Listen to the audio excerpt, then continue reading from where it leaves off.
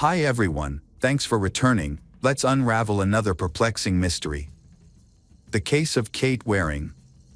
Kate Waring was born in Charleston, South Carolina, USA.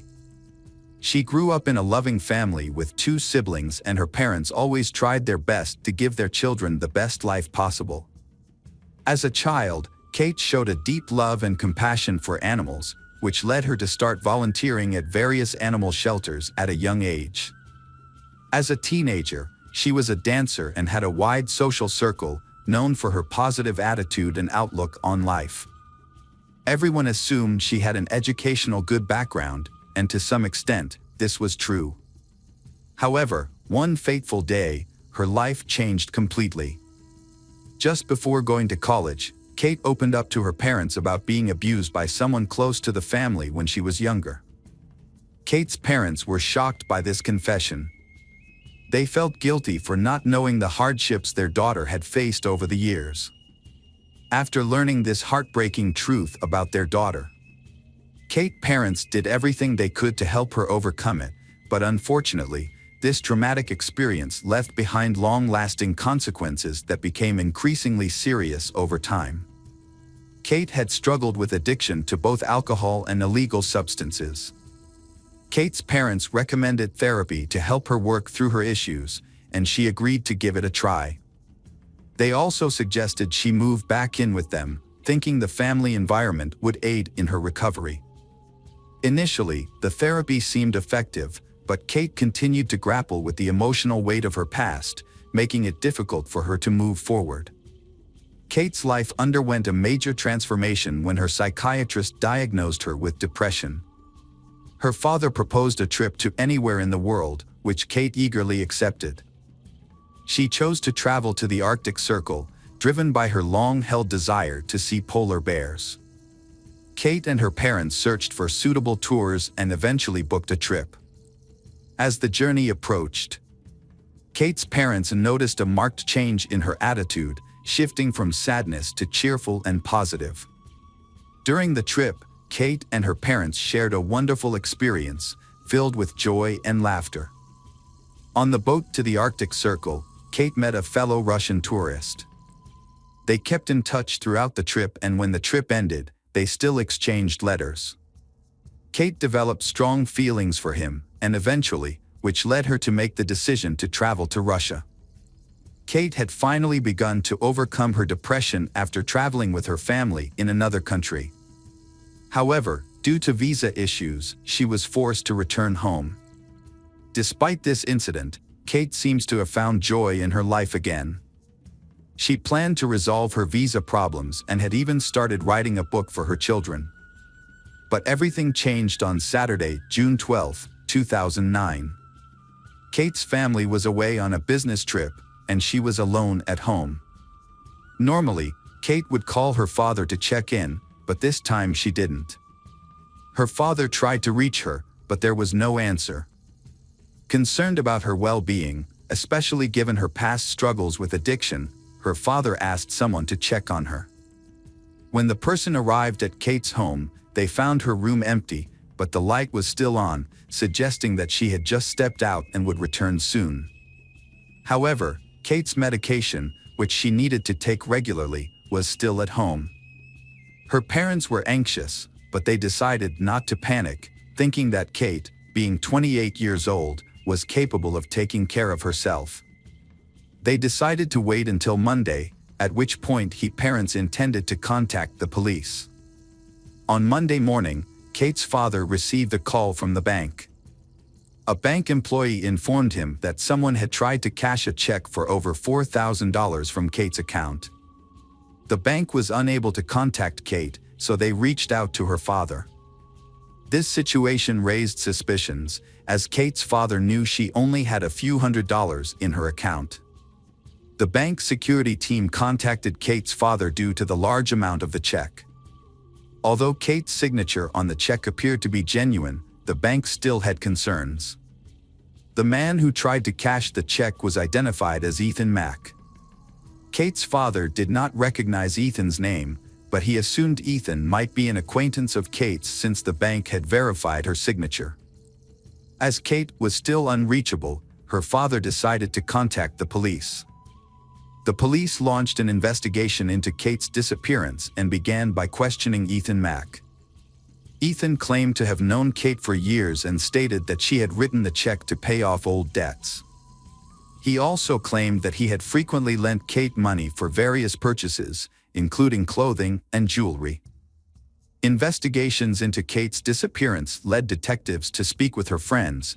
They revealed that Kate had a long-standing friendship with Ethan. Although they were very close, her friends insisted that the relationship was not love. Ethan told detectives that he met Kate on Friday night and took her out for dinner at a restaurant. After dinner, he drove her home and then went about his own business. To support his alibi, Ethan showed detectives text messages he had exchanged with Kate, confirming their dinner plans. He also allowed detectives to search his home, where he lived with his mother, but nothing suspicious was found. However, the police still suspect his connection with the check and did not rule Ethan out as list of suspects. Detectives reconstructed Kate's activities on Friday night to determine her last whereabouts before she disappeared. She had seen her therapist in the afternoon and then visited the gym. Later, Kate entered a store and purchased a bottle of wine.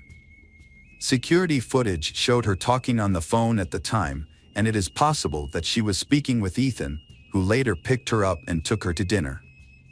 Kate's parents remembered another unsettling detail from the day she went missing.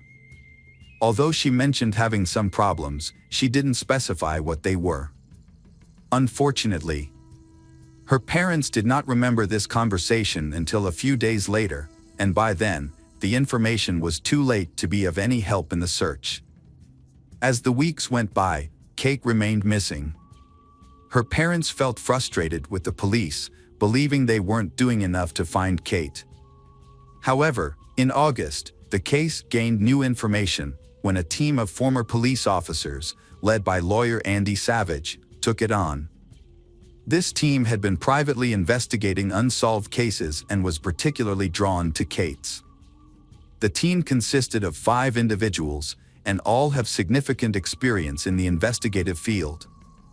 One of them, former Detective James Randall, began by examining Kate's bedroom. He noticed 2 suspicious things. Firstly, he found a packet of medication that Kate took regularly.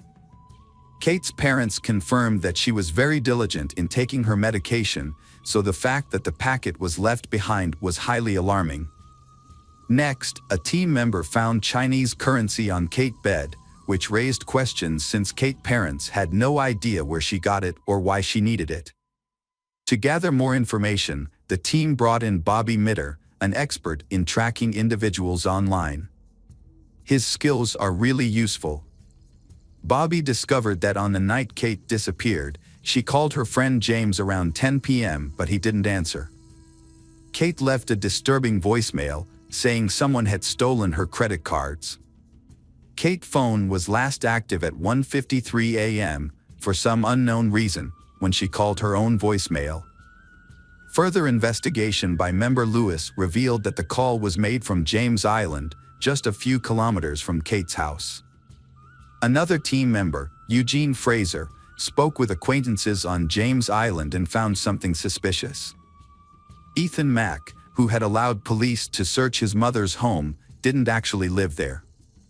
Instead, he rented an apartment in a nearby building. Eugene's acquaintance, who happened to be Ethan's landlord, provided this crucial information. The detectives dug deeper and discovered that the police had not Ethan thoroughly investigated. They had only done a cursory search of his mother's house. The team decided to take matters into their own hands and began their own investigation. In the process, they found out that Ethan had a girlfriend named Heather Camp. When they asked Kate's parents about Heather, her mother remembered a strange encounter.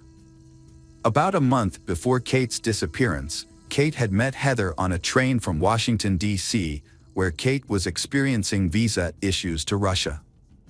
Heather had told Kate that she had been robbed of her wallet and was now destitute.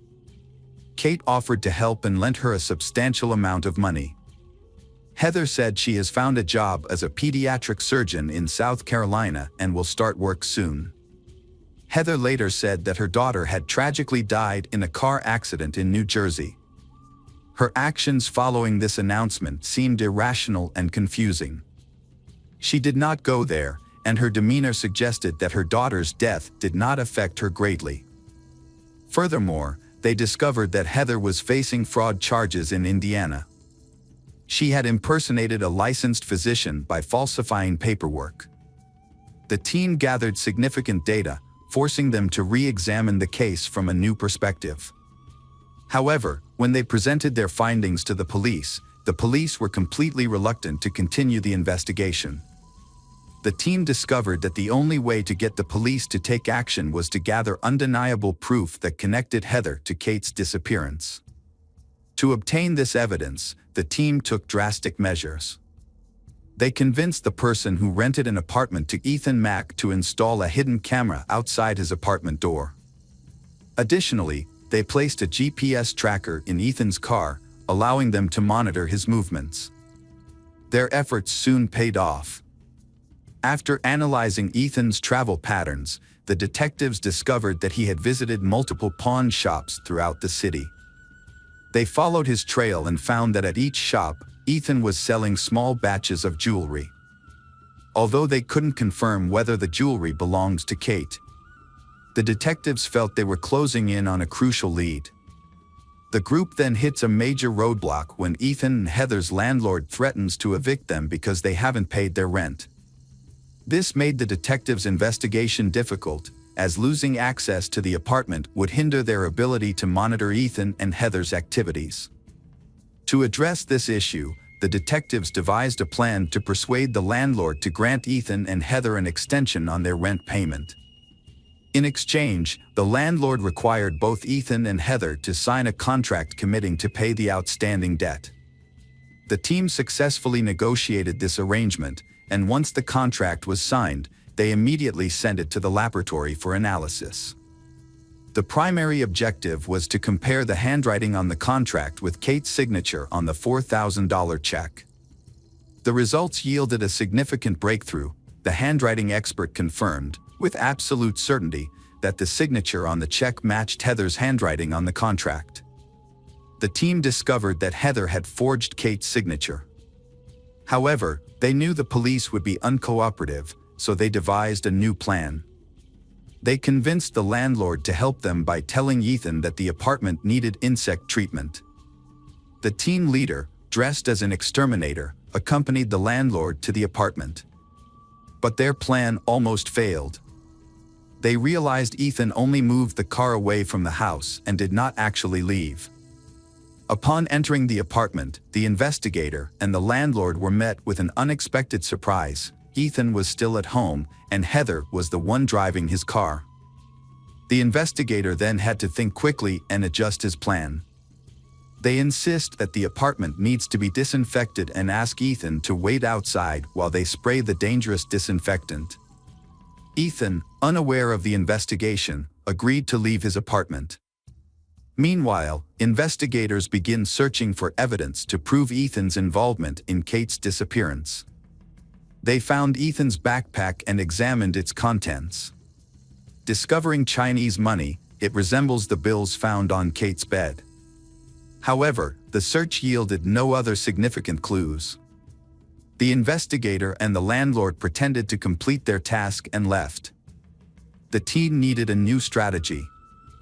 After reviewing the footage from the camera outside Ethan's apartment, they noticed a man frequently entering the building, Terry Williams, a neighbor of the couple. The detective suspected that Terry might have information about Ethan and Heather's involvement in Kate's disappearance. The team decided to take a risk and offered Terry a substantial sum of money in exchange for his cooperation. They visited Terry's apartment with the offer, hoping he would reveal what he knew about Kate's disappearance. Detectives encountered an unexpected situation when they told Terry what was happening. Unbeknownst to them, Heather was at her home and overheard the conversation between the detectives and Terry. When the detectives started talking to Terry, Heather was extremely frightened. She immediately called Ethan and explained the situation in a hysterical state. The investigation team did not expect this, and they spent the next few days coming up with another plan. However, Terry later contacted the detectives and invited them to his home to discuss. Upon arriving at Terry's apartment, he reveals that although Ethan and Heather did not directly tell him about their involvement in Kate's disappearance, but he had suspected that the couple had done something wrong to Kate.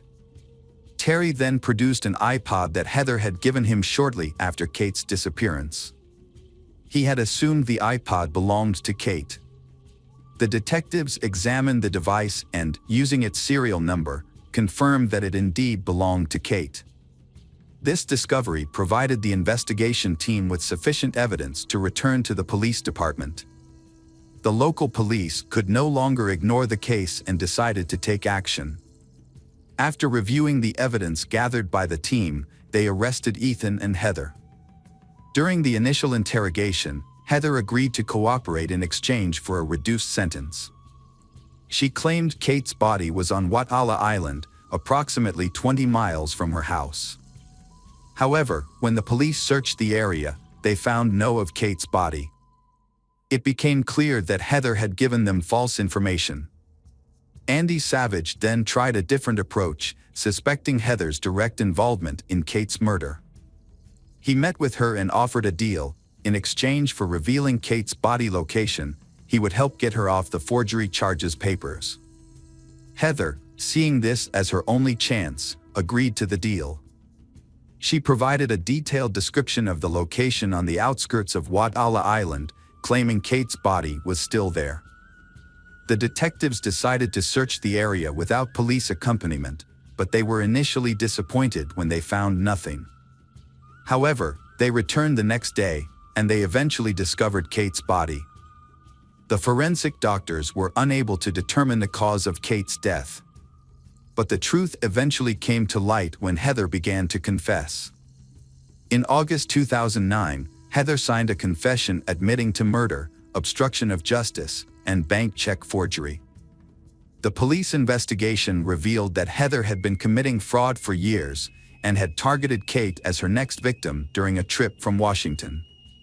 Heather later met Ethan and started a romantic relationship with him. Ethan, however, did not immediately plead guilty, and his trial began in October 2010. The prosecution used Heather's testimony to reconstruct the incident surrounding Kate's disappearance. According to Heather's account, on the day Kate vanished, Kate discovered that Heather had deceived her and stolen her credit cards. Kate threatened to inform her father. Heather confided in Ethan, who chose to support her despite his long-standing friendship with Kate. The investigation revealed that Kate was not alone with Ethan on the night she disappeared. Heather was also present. It appears that Heather and Ethan attempted to negotiate with Kate at a restaurant, trying to persuade Kate not to expose Heather's deception. During this meeting, Heather may have promised Kate that when she got to Ethan's apartment, Heather would return the stolen credit card to her. Upon Kate's arrival, Heather and Ethan may have been waiting for the right moment to end her life. However, the court ultimately questioned Heather's account of the incident and found her guilty, sentencing her to 39 years in prison. Ethan received a slightly more lenient sentence of 25 years. Welcome back, mystery lovers. Today's case is going to keep you on the edge of your seat. The case of Susan Wright. Susan Wright was born on April 24, 1976 in Houston, Texas. Her parents, Velma Sue and Jimmy Lawrence Wright, lived a simple life and raised Susan and her older sister, Cindy. From a young age, Susan was an active, friendly, and talented child. During her school years, she participated in dancing activities and aspired to become a professional choreographer. With her bright and attractive appearance, Susan had many fans. However, after graduating from high school, Susan's dream of becoming a student did not come true. But she did not give up, and after a short break, she saved money to continue her studies.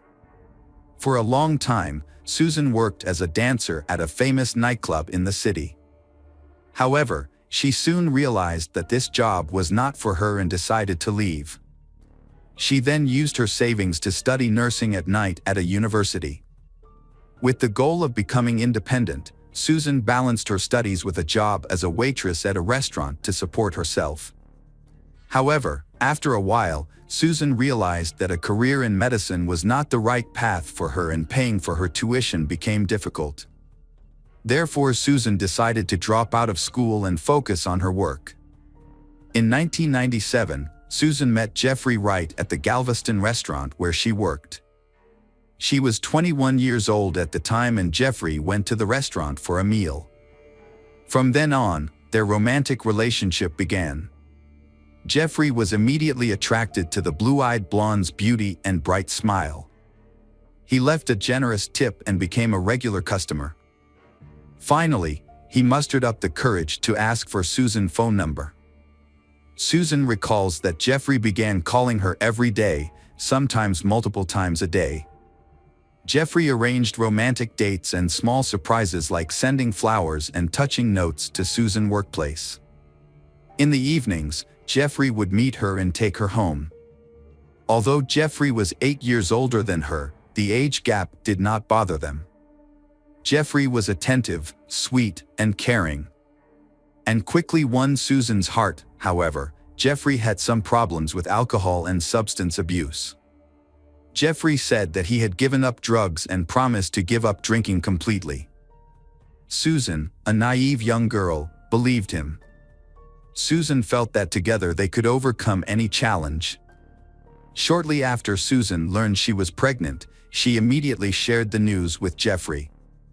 Although Jeffrey initially expressed joy at the prospect of becoming a father, he had not made any decisions about the future. Jeffrey did not propose and they continued to live apart. Disturbed by Jeffrey's behavior, Susan insisted that their first child be born, and Jeffrey accepted her opinion. At the time of the marriage license, Susan was 8 months pregnant. Their wedding was a simple affair, with no guests or witnesses. A few weeks before the baby was due, they moved into a quiet house in Harris County, Texas. In December 1998, Susan gave birth to a son named Bradley. Just 3 years later, she was pregnant again. In the spring of 2002, she welcomed her second daughter, named Kay.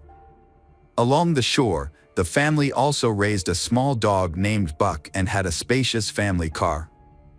Jeffrey worked for a local construction company, and after they had a daughter named Kay, Jeffrey agreed that Susan would stay home to care for the child. Friendly neighbors often praised Susan as a kind and caring mother. She created a cozy environment for the family. From the outside, it seemed like the perfect family. Every day, Susan has to spend a lot of time doing housework such as cleaning, organizing, cooking and making sure everything is kept in a clean condition. Jeffrey does not want her to repeat the same recipes. The whole house has to be clean for Susan. Taking care of young children and cleaning the house at the same time can be considered impossible. Jeffrey's clothes have to be washed almost every day because he doesn't want to wear any of the same clothes again. However, following these rules manually is not easy. If Susan doesn't comply with his request, she will face insults, humiliation, and even physical abuse. Financially, Jeffrey is extremely frugal. Contrary to the image of a romantic man who often gives gifts and flowers, Jeffrey only gives Susan $100 a week to cover household expenses. At the same time, he also asked her to settle all expenses and provide receipts. Jeffrey also broke his earlier promise to quit drinking. However, the real problems were just beginning. Jeffrey relapsed and started using drugs again. Under the influence of these substances, Jeffrey would become aggressive and would hurt his wife and son. Whenever Susan asked Jeffrey to stop using drugs and go to rehab, Jeffrey responded with anger. Jeffrey saw no problem with his actions and believed that Susan knew about Jeffrey's drug and alcohol use before Susan married him, so she should accept it and live with it. Jeffrey's parents also knew their son's weakness and sympathized with Susan. However, They felt helpless and unable to help her. What Susan couldn't stand, however, was when her husband began to physically, emotionally, and even sexually abuse her. At first, he would apologize and promise not to do it again, but then he stopped apologizing and domestic violence became a daily occurrence. Jeffrey began boxing at the gym 3 times a week, finding that the sessions helped him relieve stress. On Monday, January 13, 2003, Jeffrey went to the gym after work as usual. When he returned home, he seemed stressed. While Susan was cooking dinner, Jeffrey decided to tell his son about the sport of boxing and teach him some basic techniques. While teaching his son boxing, Jeffrey lost control and hit the boy. The child burst into tears, and Jeffrey tried to comfort the child, hoping his wife wouldn't hear. Susan pretended not to notice, but this incident was the last straw for Susan. After dinner, Susan went to put the children to bed while Jeffrey remained in the bedroom. When Susan entered the room, Jeffrey attacked her violently. Susan thought that Jeffrey was trying to kill her with a knife. However, she reacted and realized that Jeffrey did not have a knife in his hand. Susan decided to use her dancing skills to seduce Jeffrey and lower his guard. Susan entered the room in a short silk robe and performed the dance for her husband. Susan then proposed a game, which Jeffrey agreed to participate in. In this game, Susan used 3 reins to tie Jeffrey's right hand and right leg to the bed. Jeffrey's left leg was secured with a silk strip from her robe. While Jeffrey was tied up, Susan used her panties to spank him, forming part of the intimate game. Susan gently turned off the lights. Jeffrey was now bound hand and foot, and a gag was stuffed into his mouth. The din candles were the only remaining light. Susan then moved the bubbling hot wax onto Jeffrey's chest. Susan then continued pouring the hot wax onto his genitals, and the pain quickly became unbearable. Jeffrey tried to free himself, tried to scream, but to no avail. Meanwhile, Susan continued to beat Jeffrey with a small, sharp knife she had taken from the kitchen. Susan started at the groin area, moving up and down, cutting Jeffrey's genitals, legs, stomach, chest, arms, neck, and face. At first, Susan moved slowly, complaining loudly with each slash, recounting the insults, humiliations, and abuse she had endured. Then Susan began to cry and stabbed faster and faster. Her actions showed that Susan was in a state of extreme despair and emotional turmoil. Susan could not stop even when Jeffrey showed no signs of life. Susan sat by the bed next to Jeffrey's body. However, after a few hours, Susan realized that the bedroom was covered in blood and she had to clean it up before morning. Susan carefully watched the window, making sure no neighbors were watching. At this point, Susan saw a hole in the backyard, which Jeffrey had dug over the weekend to build a fountain. Susan quickly moved Jeffrey's body from the bedroom to the yard, using a garden wheelbarrow to move it. Susan decided that the pool would be Jeffrey's final resting place. After calming down, Susan spent the rest of the day, before dawn, cleaning up the evidence of the attack. Susan had to wash the blood off the floors, walls, and carpets. The carpets had large stains that could not be removed. Susan added bleach to the stains, hoping that the chemicals would erase any traces of what had happened in the room. That morning, Susan called her husband's family in Austin, Texas, sobbing. Susan told them that her husband Jeffrey, while drinking and using drugs, had attacked Susan and their young son. Jeffrey then destroyed the house, spilling a bottle of bleach on the carpet before leaving, declaring that Jeffrey did not want to continue the marriage. When Jeffrey's parents heard that Jeffrey had been beating their son, they were shocked. They knew Jeffrey wasn't perfect, and they felt sorry for Susan. They offered to let Susan and the children stay at their house for a while, but Susan refused. Instead, Susan said she would file a police report and tell them everything that had happened in the family. Then, when Jeffrey suddenly went missing, Jeffrey's mother, Mrs. Wright, went to the police station to report the incident. Susan said Jeffrey had been violent towards Susan and the children. As a result, Susan had to file for a restraining order, which meant that Jeffrey would not be allowed near Susan and the children. When Susan filed for the restraining order, Susan presented evidence of her injuries, such as bruises and cuts on her arms. Susan said the injuries were caused by Jeffrey during a fight when he hit her with a key.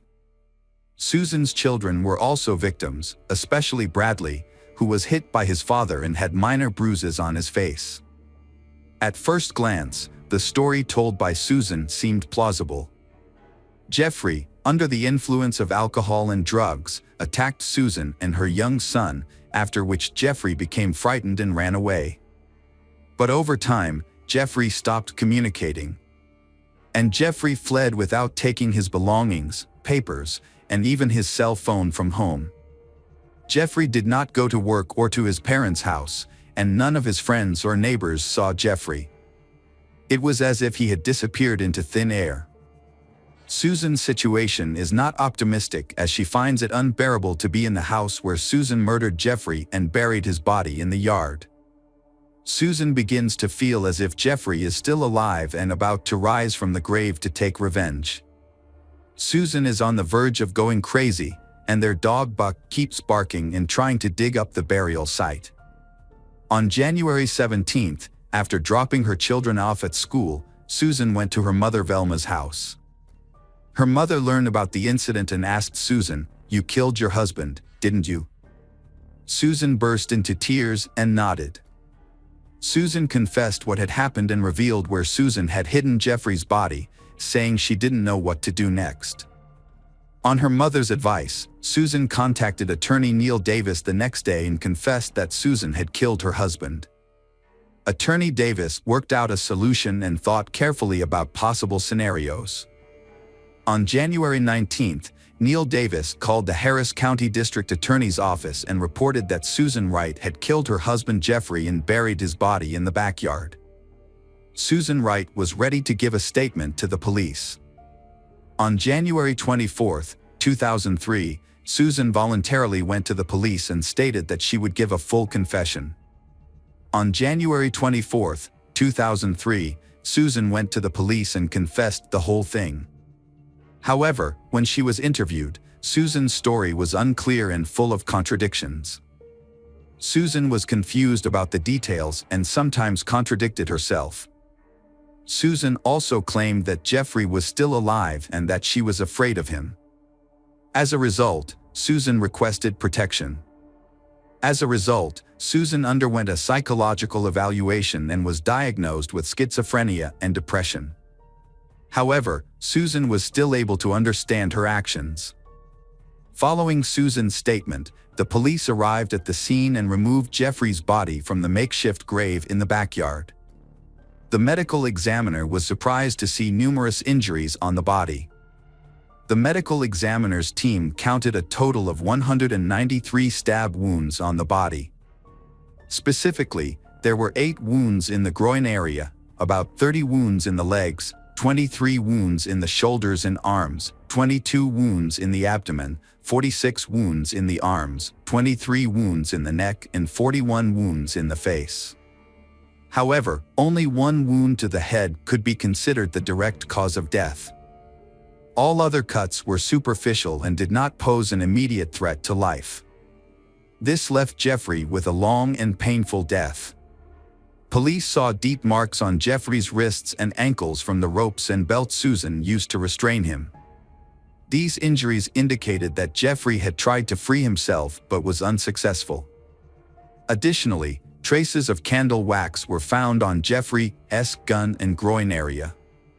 Susan claimed that it was an accident as her husband accidentally turned a burning candle on himself, but police believe the hot wax was more likely a form of torture inflicted on Jeffrey to cause pain.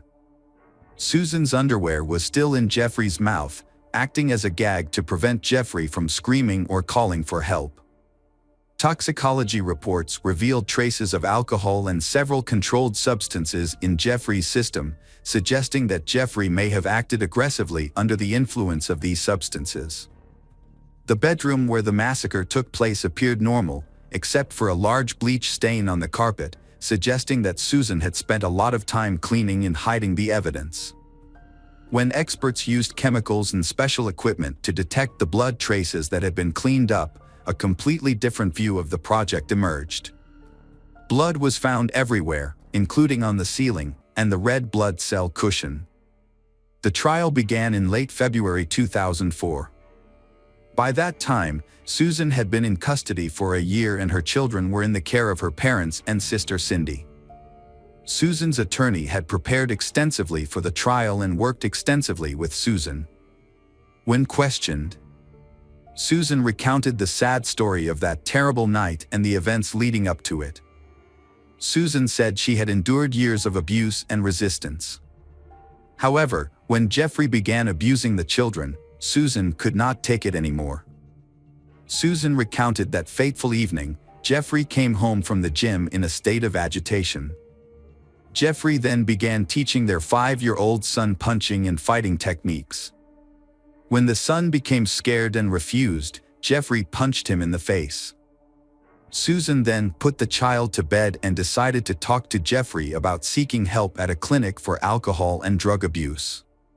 However, Jeffrey became angry and decided to leave, taking the keys with him. While Susan tried to stop Jeffrey, a fight broke out between the two, leaving Susan with injuries to her palm and wrist. During the attack, Jeffrey attacked her, causing her to fall to the floor and briefly lose consciousness. When Susan regained consciousness, she found Jeffrey holding a knife in his hand. Susan could not explain how the knife ended up in her hand afterward. Susan's attorney argued that Susan's mental instability was the cause of her actions, causing Susan to lose control of her attacks until she had inflicted multiple injuries on Jeffrey. Susan said she tied the rope and belt around Jeffrey's hands after inflicting multiple injuries, then used a wheelbarrow to carry Jeffrey out into the yard. As for the scraps found, Susan claimed they came from a candle that Susan had left on her bedside table that night when she had left the nightlight on. Susan could not explain why her underwear appeared in Jeffrey's mouth. The prosecution's argument and conclusion were more convincing and reasonable. Experts demonstrated that the deep wounds and abrasions on Jeffrey's wrists and ankles were inflicted while he was still alive, indicating that the binding was part of an intimate game that Susan used to lure Jeffrey into a trap. Therefore, it was reasonable that Susan's underwear had replaced the gag in Jeffrey's mouth. Furthermore, all of the wounds were inflicted at a certain angle, as if Susan were on top of Jeffrey's body, sitting on him, rather than in the midst of a struggle, which would have resulted in a different type of injury. All of the cuts were made from the front while Jeffrey was lying on his back and firmly immobilized. The question remains whether Susan planned Jeffrey's death. The prosecution claims that Susan planned the whole thing in hopes of receiving a large insurance payout. The case was widely publicized as Susan was dubbed the blue-eyed butcher or the blonde meat grinder by the press. Jeffrey's relatives demanded the harshest punishment for Susan. At first, people asked for a life sentence for Susan. However, in March 2004, Susan was convicted and sentenced to 25 years in prison. Susan did not think about the judge's decision and was completely emotionless. A year later, Susan's attorneys attempted to appeal the conviction, but it was denied. With new developments and a reduced sentence in 2008, Susan and her defense team filed another appeal. This time, a new witness testimony significantly affected the outcome of the case. Misty McKell, wife of former NFL champion Steve McKell, had a close relationship with Jeffrey Wright in the mid-1990s and was even engaged to Jeffrey for a year. However, Misty McKell shared horrific experiences of being physically and mentally abused by Jeffrey, causing her to abandon plans for marriage and end the relationship permanently. After considering Misty McKell's testimony, Susan's sentence was reduced to 20 years. In 2014, when she was 38 years old, Susan was eligible for parole once but was denied. Susan was also denied a second time in July 2017. Finally, After 16 years in prison, Susan was released in the winter of 2020 when she was 44 years old. Susan Wright's case was widely covered in the media and aired on the U.S. national television network Court TV. The story was later made into several popular television documentaries, including 48 Hours Mystery and The Secret Lives of Stepford Wives. In 2012, the feature film Blue-Eyed Butcher was released, starring actress Sarah Paxton as Susan Wright. Additionally, in 2014, Canadian documentary filmmaker Chloe Ballant discovered a short film inspired by Susan Wright's trial. Hello, crime enthusiasts. Are you ready for another chilling investigation? The case of Jennifer Brown. Jennifer Brown, born in 1979, is an energetic and vibrant woman. She has the ability to spread positive energy to those around her through her optimistic attitude and way of life. People who know her often wonder how she can do so much and still maintain such a positive spirit. But in fact, her positive energy comes from being a mother, a role that she always loves and cherishes. She and her son Noah have a special relationship. Although no one knows about Noah's father, it does not affect their lives. Jennifer became stronger after Noah was diagnosed with autism. She has become a strong support and best friend to her son. The relationship between Jennifer and Noah is known and admired by everyone. They spend a lot of time together, share happy moments and support each other when needed. The small town also loved the family for their cheerfulness and kindness. However, no one could have predicted Jennifer's disappearance. On January 3, 2023, she disappeared without a trace. The next morning, the Limerick Township Police Department received a missing person call from Antonio Blair Watts Richardson, a close friend of Jennifer's. Although it had been less than 24 hours since he last saw or heard her voice, his anxiety was growing. Blair Watts had been trying to contact Jennifer for hours without success. All his attempts went unanswered. This behavior was completely unlike her, as she was a responsible person who always answered calls or messages, especially when it came to matters related to her son Noah. However, on this day, the boy's mother did not come to pick him up after school. This made Jennifer's family and friends very worried, as they knew her to be a caring mother who always cared about her children. This sudden disappearance made everyone feel uneasy. Blair Watts' call to the police was the beginning of a long and mysterious investigation that would later affect the entire city and cause a great tragedy. After Blair Watts reported his girlfriend missing, a major search began. Police, family, and friends joined forces, hoping to find any clues that could shed light on Jennifer's disappearance. Many questions were raised, and the main one was what could have caused this caring mother to abandon her son without any explanation. At 4 p.m. that afternoon, Officer Stephen Crawford of the Limerick Township Police Department arrived at Jennifer's family home to investigate the situation. Upon arrival, Officer Stephen found Jennifer's car still parked on the front porch. Upon entering the home, he discovered that her keys, wallet, and tablet were still inside the home. However, Jennifer's cell phone was nowhere to be found. During further investigation, police discovered that Jennifer's phone had been turned off at 7 a.m. on January 4th and had not been located since. The phone's last recorded location was near Lewis Road and Ridge Pike in Limerick Township. This discovery was a serious sign in the investigation, suggesting that something terrible might have happened to Jennifer. Young Jennifer Brown is missing and the police have begun an investigation. Investigators have questioned her family, friends, and neighbors, hoping to find information about her disappearance. However, no one has been able to provide useful information. Aunt Diane Brem and Jennifer's friends Tiffany Barron and Blair Watts are convinced that Jennifer would never have left alone. The reason is that she could not leave her son. She was a loving and devoted mother. All efforts by authorities and volunteers have been fruitless. They have not found any trace or clues to Jennifer's whereabouts. Her loved ones have appealed to the public through the media for information about her disappearance. A reward has been offered, but to no avail. Jennifer Brown's disappearance has left both investigators and her family with many questions and concerns. The police investigation has begun to examine every detail of the day she went missing. Blair Watts, the last close friend to see Jennifer alive, has come forward to share her story. On a typical January afternoon, Jennifer and Blair Watts chatted intimately in the warm living room about life, future plans, and their children. The two families' children often played together, and Jennifer asked Blair to pick up Noah from school so they could enjoy the evening together. This was normal for them because they were close friends. However, the next day, when Blair Watts went to pick up Noah from school, things took a strange turn.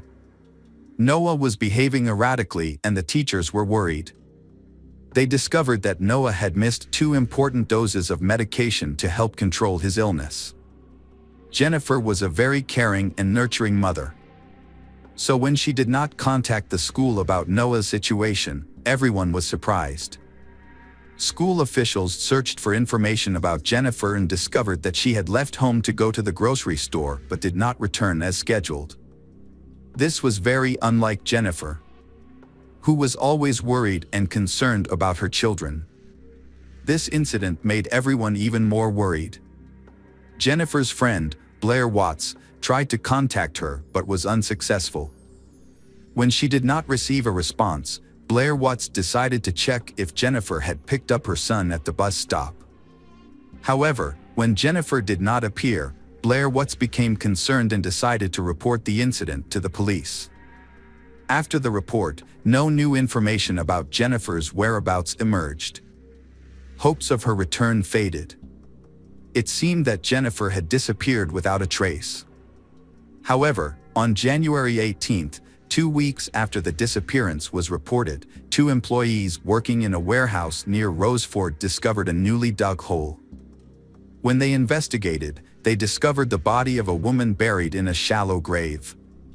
The workers immediately notified the police, who went to the burial site. After an autopsy, the police identified the young woman as Jennifer Brown. The sheriff contacted her family and informed them that Jennifer's body had been discovered near a warehouse in Roseford. Jennifer's autopsy revealed that she had died from abuse and asphyxiation. She also had 3 broken ribs, indicating that she had struggled with her attacker before she died. This evidence changed the nature of the investigation, and the missing person case was upgraded to a homicide case. The police began questioning people close to Jennifer, including her family and friends. However, these interviews did not yield any new information, and the police have yet to find a suspect. The investigation seemed to be at a standstill as no new evidence emerged. But surprisingly, the police received important information from Noah's former teacher. After Jennifer was reported missing, the police asked anyone with information to contact them. This call caught the attention of a former teacher of Noah, who decided to come forward to the police. A teacher recalled Jennifer's case, which initially seemed trivial but raised suspicions after the verdict. The teacher said Noah shared with her a key piece of information regarding the incident that occurred on January 4th, the day Jennifer went missing. Noah told her that when Blair Watts picked him up from the bus stop on January 3rd, he saw his mother's personal cell phone in Blair Watts' pocket. He immediately recognized the phone because a childhood photo of himself was displayed on the lock screen. This became the key to the investigation into Jennifer's murder. The police had previously assumed that the killer had taken Jennifer's cell phone, but Blair Watts now became the prime suspect. As they delved deeper into the relationship between Jennifer and Blair Watts, hidden secrets began to emerge. This surprised the investigators. On the surface, the relationship between the two seems very close and understanding, and their families also interact frequently. However, when looking closely at the business transactions, the seemingly simple initial relationship turns out to be hidden under a layer of long-standing hatred. In fact, This friendship is closely tied to their business, and that creates unpredictable conflicts. What's more special, people have discovered disputes stemming from that relationship. For example, the breakdown of the business left Blair Watts with emotional conflicts that were difficult to overcome when the Bird's Kitchen store itself was closed in January 2022. After approaching Jennifer, in August 2022, Blair Watts received an offer of help. Jennifer decided to invest in his business to help revive Bird's Kitchen at a new location. Under the agreement, Jennifer would provide financial support to the restaurant every 6 weeks or so. Between August and January, Jennifer transferred $36,000 to Blair Watts to rebuild the business. She also agreed to provide an additional $99,000. However, Blair used the money for her own personal needs instead of investing in the restaurant. When the property owner discovered that Blair Watts had not met her financial obligations, they terminated the lease on December 26, 2022. This left Blair Watts in a desperate situation, losing money and the opportunity to reopen the restaurant. In desperation, Blair decided to commit a serious crime to save her business. During the investigation of Jennifer's case, investigators scrutinized the financial transaction history on her iPad. They discovered 2 illegal transfers of $177,000 to Bird's Kitchen on January 3rd. These payments were not mentioned in the official agreement between Jennifer and Blair Watts. It is worth noting that these transfers initially failed because Jennifer's iPad had two-factor authentication enabled. However, after disabling the authentication system, the transfers were successful. This led investigators to suspect that Jennifer's boyfriend, Blair Watts, may have been involved in the murder. Investigators interviewed the property owners Blair Watts had rented. They discovered that on January 4th, the same day Blair Watts reported Jennifer missing, he came to them to sign the lease, claiming he had the money. Police then conducted an interview with Blair Watts' wife, Tiara Taylor, to determine where Blair Watts had been on the day Jennifer went missing.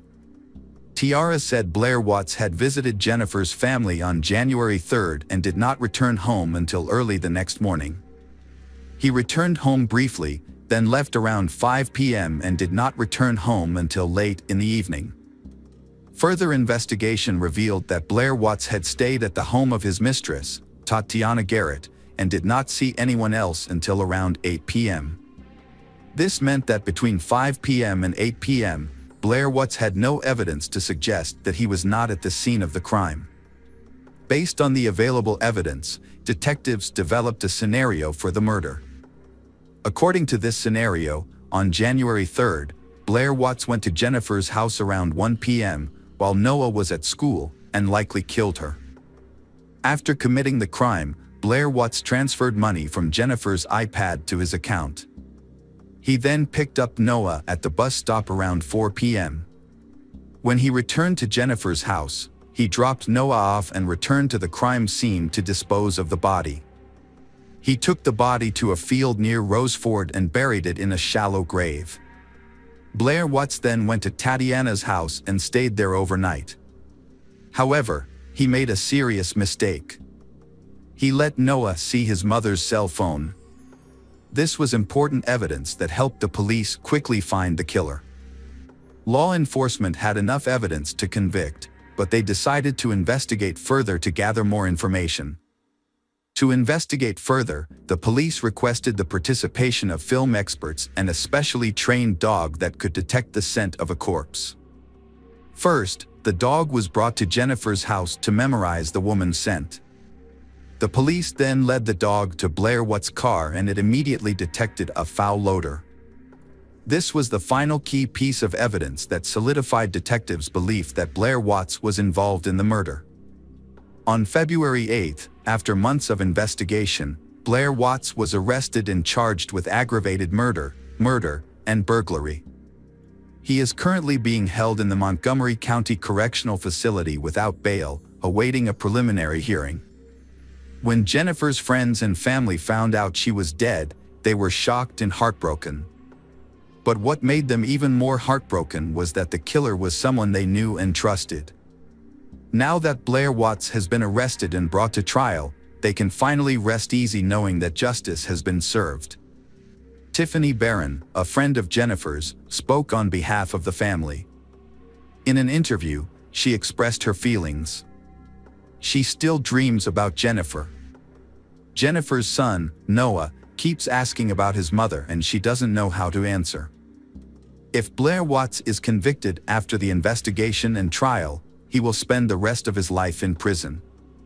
The case was solved thanks to the keen observation of Jennifer's 8-year-old son. He discovered Blair Watts' mistake, helped solve the case and punish the culprit. Hi everyone, thanks for returning. Let's unravel another perplexing mystery, the case of Sarah Foxwell. Sarah Foxwell was born on May 18, 1998, in Salisbury, Maryland, into a large family with 2 sisters and 4 brothers. Her mother had 3 additional children from a previous marriage. After her parents divorced, Sarah's mother struggled to care for her children alone. She worked long hours, so the children often stayed with relatives. As the middle child, Sarah played a peacemaking role, usually managing to bring her siblings together despite their frequent arguments. In December 2009, 11-year-old Sarah temporarily moved in with her aunt and grandparents, who lived in a spacious farmhouse on the outskirts of Salisbury. The kids loved visiting their aunt's home, which offered plenty of room to play. On December 22, 2009, the whole family was filled with joy and excitement, eagerly awaiting the upcoming Christmas day. After a pizza dinner, they began getting ready for bed around 9 p.m. Sarah shared a room with her 6-year-old sister, Emma, at the end of the hallway near the back door. The sisters chatted for a bit before falling asleep. The next morning, Sarah's grandfather went to wake the kids, but only found Emma in the room. He searched the entire house, thinking Sarah might have already gotten up, but couldn't find her anywhere. He informed Sarah's aunt, and together they thoroughly searched every room and corner of the house. When they couldn't find Sarah, her aunt suggested she might have gone outside to play in the snow, but her shoes and jacket were still at home. Then, her aunt noticed that Sarah's toothbrush was missing from the bathroom. After searching the surrounding area and finding no Sarah, her aunt called Sarah's mother, who rushed over. They then contacted the police, who arrived quickly and began searching the house. Sarah's aunt explained that she always checked the doors and windows every night before bed, including the previous evening, and the police couldn't find any signs of Sarah inside or nearby. When they learned about the missing toothbrush, the officers considered the possibility of an abduction, thinking the kidnapper might have taken the toothbrush before leaving with Sarah. They then decided to verify if all the doors and windows were indeed locked as Sarah's aunt had claimed. As investigators approached the back door next to Sarah's room, they found it unlocked, despite her aunt's insistence that it had been locked the night before. This discovery raised suspicions, since the family kept a spare key outside, which was now missing. The fact that the perpetrator knew about the spare key shows that he was very familiar with this family. Furthermore, the family's dog, which normally barked at strangers, had remained silent that night. The police launched a massive search operation, fearing that Sarah might have been kidnapped. News of her disappearance spread quickly, prompting many local residents to contact the police and offer their assistance. The police chief has made a public appeal through the media, asking people to check their cameras for any suspicious activity. Dozens of local police officers joined the search, with assistance from neighboring town police departments and police from other states. The police were hopeful that they would find Sarah alive, as the perpetrator had taken her toothbrush, which could indicate that they intended to keep her alive. With this in mind, the police dedicated all their resources to the search.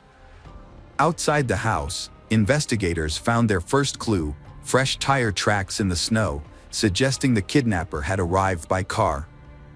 Since Sarah's warm clothing was still at home, it was unlikely the kidnapper had taken her on foot. Meanwhile, at the police station, Sarah's family was in for a surprise. Her 6-year-old sister, Emma, who shared a room with Sarah, whispered to their grandmother that she had seen the person who took Sarah. Emma claimed she had woken up to a man talking to Sarah, but pretended to be asleep, unsure of what was happening. She then saw the man leave the room with Sarah. What Emma said next sent shockwaves through the family. She knew the man who took Sarah. It was Mr. Thomas, the ex-boyfriend of Sarah's aunt. A man named Thomas had a history of violence against women and girls. Despite his criminal record, he spent a lot of time at Aunt Sarah's house and the children got to know him. The police knew Thomas well because he had many criminal records. Thomas first went to prison at 18 for attacking a 12-year-old girl, but he was released early after just a few months. He was sentenced again for assaulting another minor, but he was released early once more, this time after serving 6 months due to good behavior. Thomas continued to exhibit violent behavior, including another assault for which he received a 6-month sentence. He also tried to assault a girl on the same day his wife returned home from the hospital with their newborn baby. His wife eventually divorced him and obtained a restraining order after he threatened to kill her and their daughter. In another disturbing incident, Thomas targeted 2 young girls sitting on a porch. He approached them, claiming he had been watching one of them play in the yard, and called her a wild girl. He then used a stick to hit her on the buttocks, prompting her to run inside and tell her mother about the attack. She recognized Thomas from the window and recalled seeing his face before she moved into the house. She had previously checked the local sex offender registry and found his photo listed. She immediately reported him to the police, and the case proceeded to court. However, Thomas avoided punishment for his actions. Before the trial, she was threatened not to mention that Thomas was a sex offender and had a previous conviction for sexual assault. A few months prior to Sarah's disappearance, Thomas was arrested again for breaking into a 24-year-old woman's bedroom at night, undressing, and masturbating beside her bed. He was released on bail after his arrest. Initially, Thomas hid his criminal past from Sarah's aunt, but she eventually discovered the truth. Despite this, Thomas managed to persuade her that the accusations against him were false and that he was innocent. Detectives are certain that Thomas was the person who kidnapped Sarah. This suspicion was reinforced by the fact that during his relationship with Sarah's aunt, he had spent an inordinate amount of time with Sarah, more so than with the other children in the household. At the time, this behavior didn't seem unusual, but now that Sarah is missing, it appears highly suspicious. To further investigate, the police visited Thomas's residence, a shed located on his parents' property just a few miles away. They brought him in for questioning and obtained a search warrant for the shed. Upon searching, they found it to be in disarray with poor living conditions, but no evidence linking Thomas to Sarah's disappearance was discovered. However, the police did find a large collection of adult magazines and DVDs, which filled the shed. During the interrogation, Thomas denied any involvement in Sarah's disappearance. He claimed that he was struggling with his own personal issues, specifically his tendency to commit crimes against underage girls. According to Thomas, he had made a conscious effort to avoid being alone with the children while dating Sarah's aunt in order to avoid any false accusations. When confronted with Emma's testimony, which placed him at the scene of the abduction, Thomas dismissed her account, stating that she had a history of fabricating stories and that he was not there on the night in question. Detectives were skeptical of Thomas's story. It wasn't just because of his prior convictions. As they questioned him about 11-year-old Sarah's disappearance, Thomas seemed to take pleasure in the situation, smiling and mocking the sheriff. Although it is certain that he planned the crime without any mistakes, the police still work hard to solve the case and find out the truth about what really happened. Thomas claimed to have a solid alibi, stating he was at a bar with a friend until late at night. However, investigators found a discrepancy in his story. Although he was indeed at the bar, He left around 1 a.m. and wasn't seen again until 7 a.m. the next morning. A review of his phone records revealed that he had sent messages to several women, proposing to meet up, but all of them declined. Despite the inconsistencies in Thomas's story, detectives still couldn't gather enough evidence to incriminate him. Their primary concern was finding Sarah, and they poured all their resources into the search. A search of Thomas's pickup truck yielded several crucial clues. Inside, they found Sarah's green toothbrush and a large lollipop, which suggested that Thomas might have used the candy to lure her into his vehicle. Furthermore, the tire tracks on his truck matched the ones found in the snow outside the house on the night of Sarah's disappearance. Thomas had lied about not visiting Aunt Sarah's house for more than a month. This did not deter the police and volunteers from continuing their search for Sarah. They searched extensively, covering many miles around her house, checking abandoned buildings, forests, ravines, and bodies of water. K-9 units and helicopters assisted in the search. The community provided immense support to the police efforts, with hundreds signing up to volunteer. The poor weather and upcoming holidays did not dampen the search, but unfortunately, the efforts yielded no results. The search party resumed early the next morning, with their numbers increasing rather than dwindling. Eventually, the number of volunteers swelled to 3,000 people. Due to the sheer volume of volunteers, the coordination center had to be relocated from the police station to a larger venue, the local baseball stadium. Many of the volunteers brought their children to assist, handing out essentials such as water, hot tea, and food. Despite the odds, the search continued with renewed determination to find Sarah alive. While investigators were questioning Thomas, they received another crucial piece of evidence. After he was brought to the station, his clothes were sent to the lab for analysis. Experts discovered foreign DNA on Thomas's underwear, which they compared to a DNA sample from Sarah's belongings. The results showed a complete match, leading detectives to a disturbing conclusion. It appeared that Thomas had sexually assaulted Sarah after abducting her. Despite the lack of progress in the search, thousands of people gathered on Christmas Day, December 25th, to continue looking for Sarah. Meanwhile, investigators obtained GPS data from Thomas's phone, which showed the cell towers his phone had connected to, although the exact locations were not provided. Police discovered that on the night Sarah vanished, her phone had connected to 3 cell towers, allowing them to narrow down the search area to a roughly triangular zone. Investigators focused on this location, located near the state border, about 8 miles from Sarah's aunt's home. The area was densely wooded, but hundreds of people thoroughly searched every inch of the territory, holding out hope for a Christmas miracle that Sarah would be found alive. Sadly, the outcome was far more tragic. Around 4 p.m., police discovered Sarah's body on the ground, near the state border. She was lying on her back with her arms raised upwards, pointing towards the sky. Medical experts performed an autopsy and were shocked by what they discovered. They confirmed that Sarah had been sexually assaulted and showed signs of strangulation. Additionally, experts found dirt in Sarah's lungs, suggesting that the perpetrator had attempted to drown her in a puddle. During this torture, Sarah lost consciousness. The experts also found evidence that Sarah had suffered severe burns.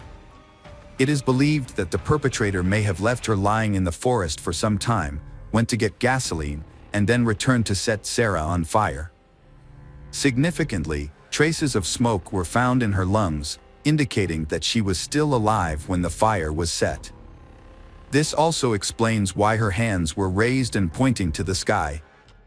Likely a reflex reaction to the fire. The sheer cruelty of these actions shocked and horrified everyone involved in the case, including the detectives. After reconstructing the case, the investigators' main goal is to ensure that the perpetrator, Thomas, receives the death penalty. Thomas continued to deny any involvement in Sarah's disappearance, but the evidence against him was substantial. After discovering Sarah's body, forensic experts found several strands of hair and pieces of fabric from Sarah's pajamas on the front seat of Thomas's pickup truck, further linking him to her kidnapping. Based on all the evidence, it is very unlikely that Thomas will escape punishment. The trial was delayed for over a year, but it never took place. In early 2011, the prosecution offered Thomas a plea deal.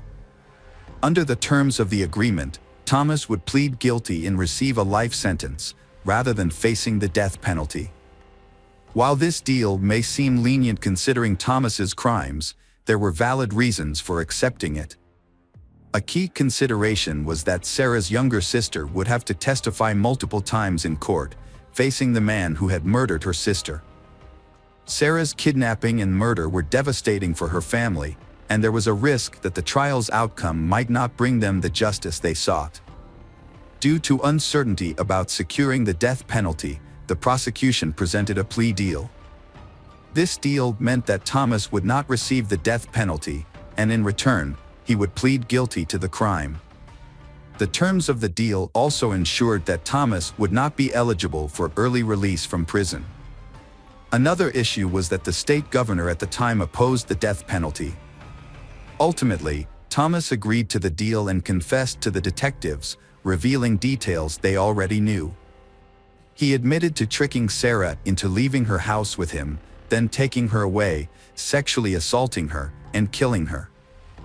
As a result, Thomas received 2 life sentences without the possibility of parole and was transferred to a maximum security prison.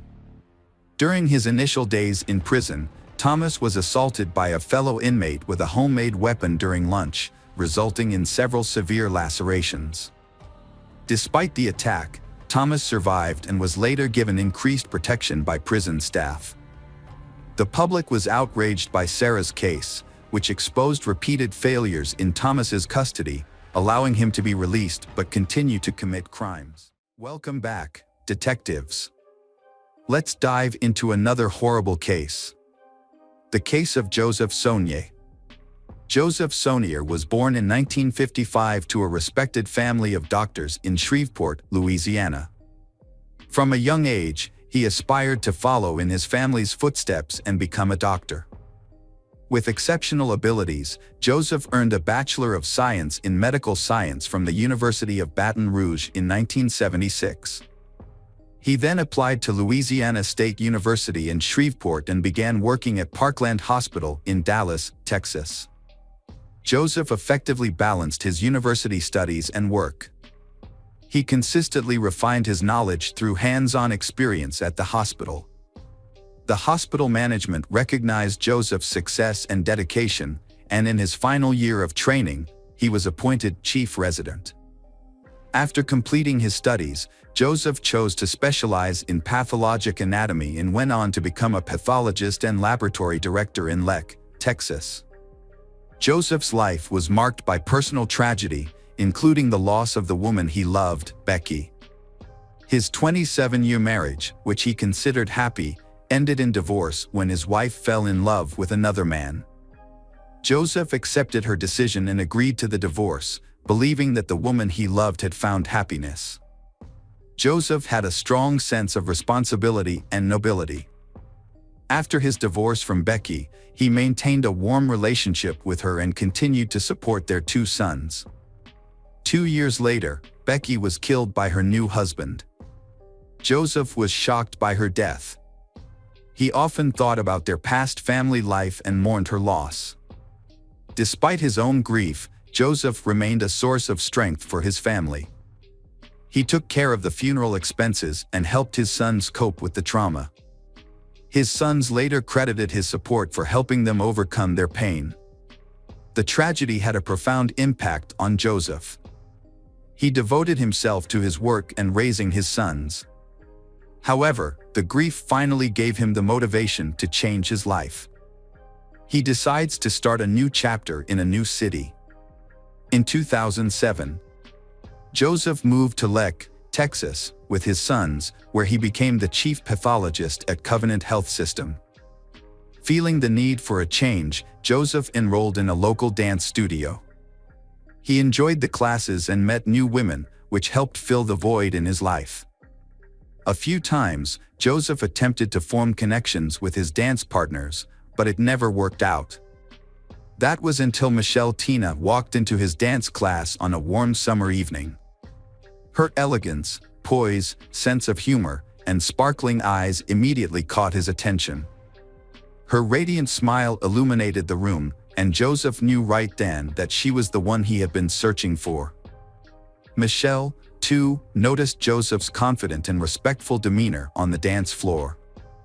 As they danced together, the 47-year-old Michelle and 57-year-old Joseph found that they complemented each other perfectly. As they continued to dance together, they grew closer with each passing session. Eventually, Joseph asked Michelle out on a date, and she agreed. This marked the beginning of what seemed like a happy new chapter in both of their lives. Michelle possessed an irresistible charm that had a profound effect on men.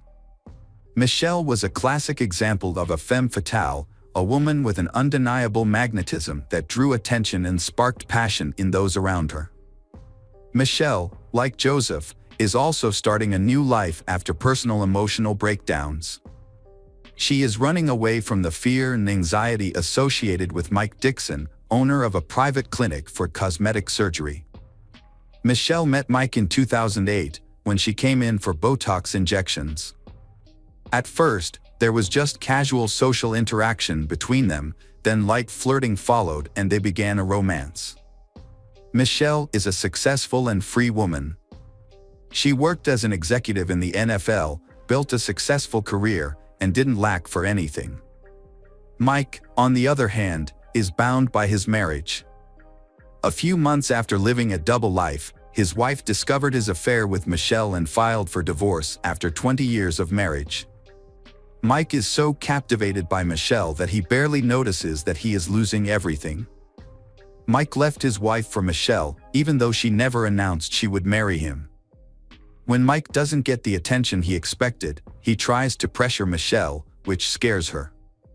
Michelle recognized Mike's manipulative behavior and desire to take complete control of her life. This realization caused her to end the relationship. In 2010, Michelle and Mike went their separate ways. However, even after the breakup, Mike continued to pursue Michelle, urging her to return. His obsession exceeds the limit, forcing Michelle to find a way to escape Mike's control. Michelle moved to Lek to start anew, where she met Joseph, a charming and kind-hearted man. They quickly connected, and their relationship blossomed into true love. Joseph's sons and relatives welcomed Michelle with open arms. Joseph spared no expense in giving her gifts, taking her to the most luxurious restaurants and private clubs, and giving her romantic vacations. As Joseph realized he had found his perfect match, he took Michelle to Los Angeles and proposed to her in front of his entire family. Michelle, 47 at the time, was smitten with her new partner and frequently expressed her love for him on social media. However, her ex-lover, Mike Dixon, couldn't help but notice these declarations of love. Mike is furious when he discovers that Michelle has moved away and is planning to marry Joseph.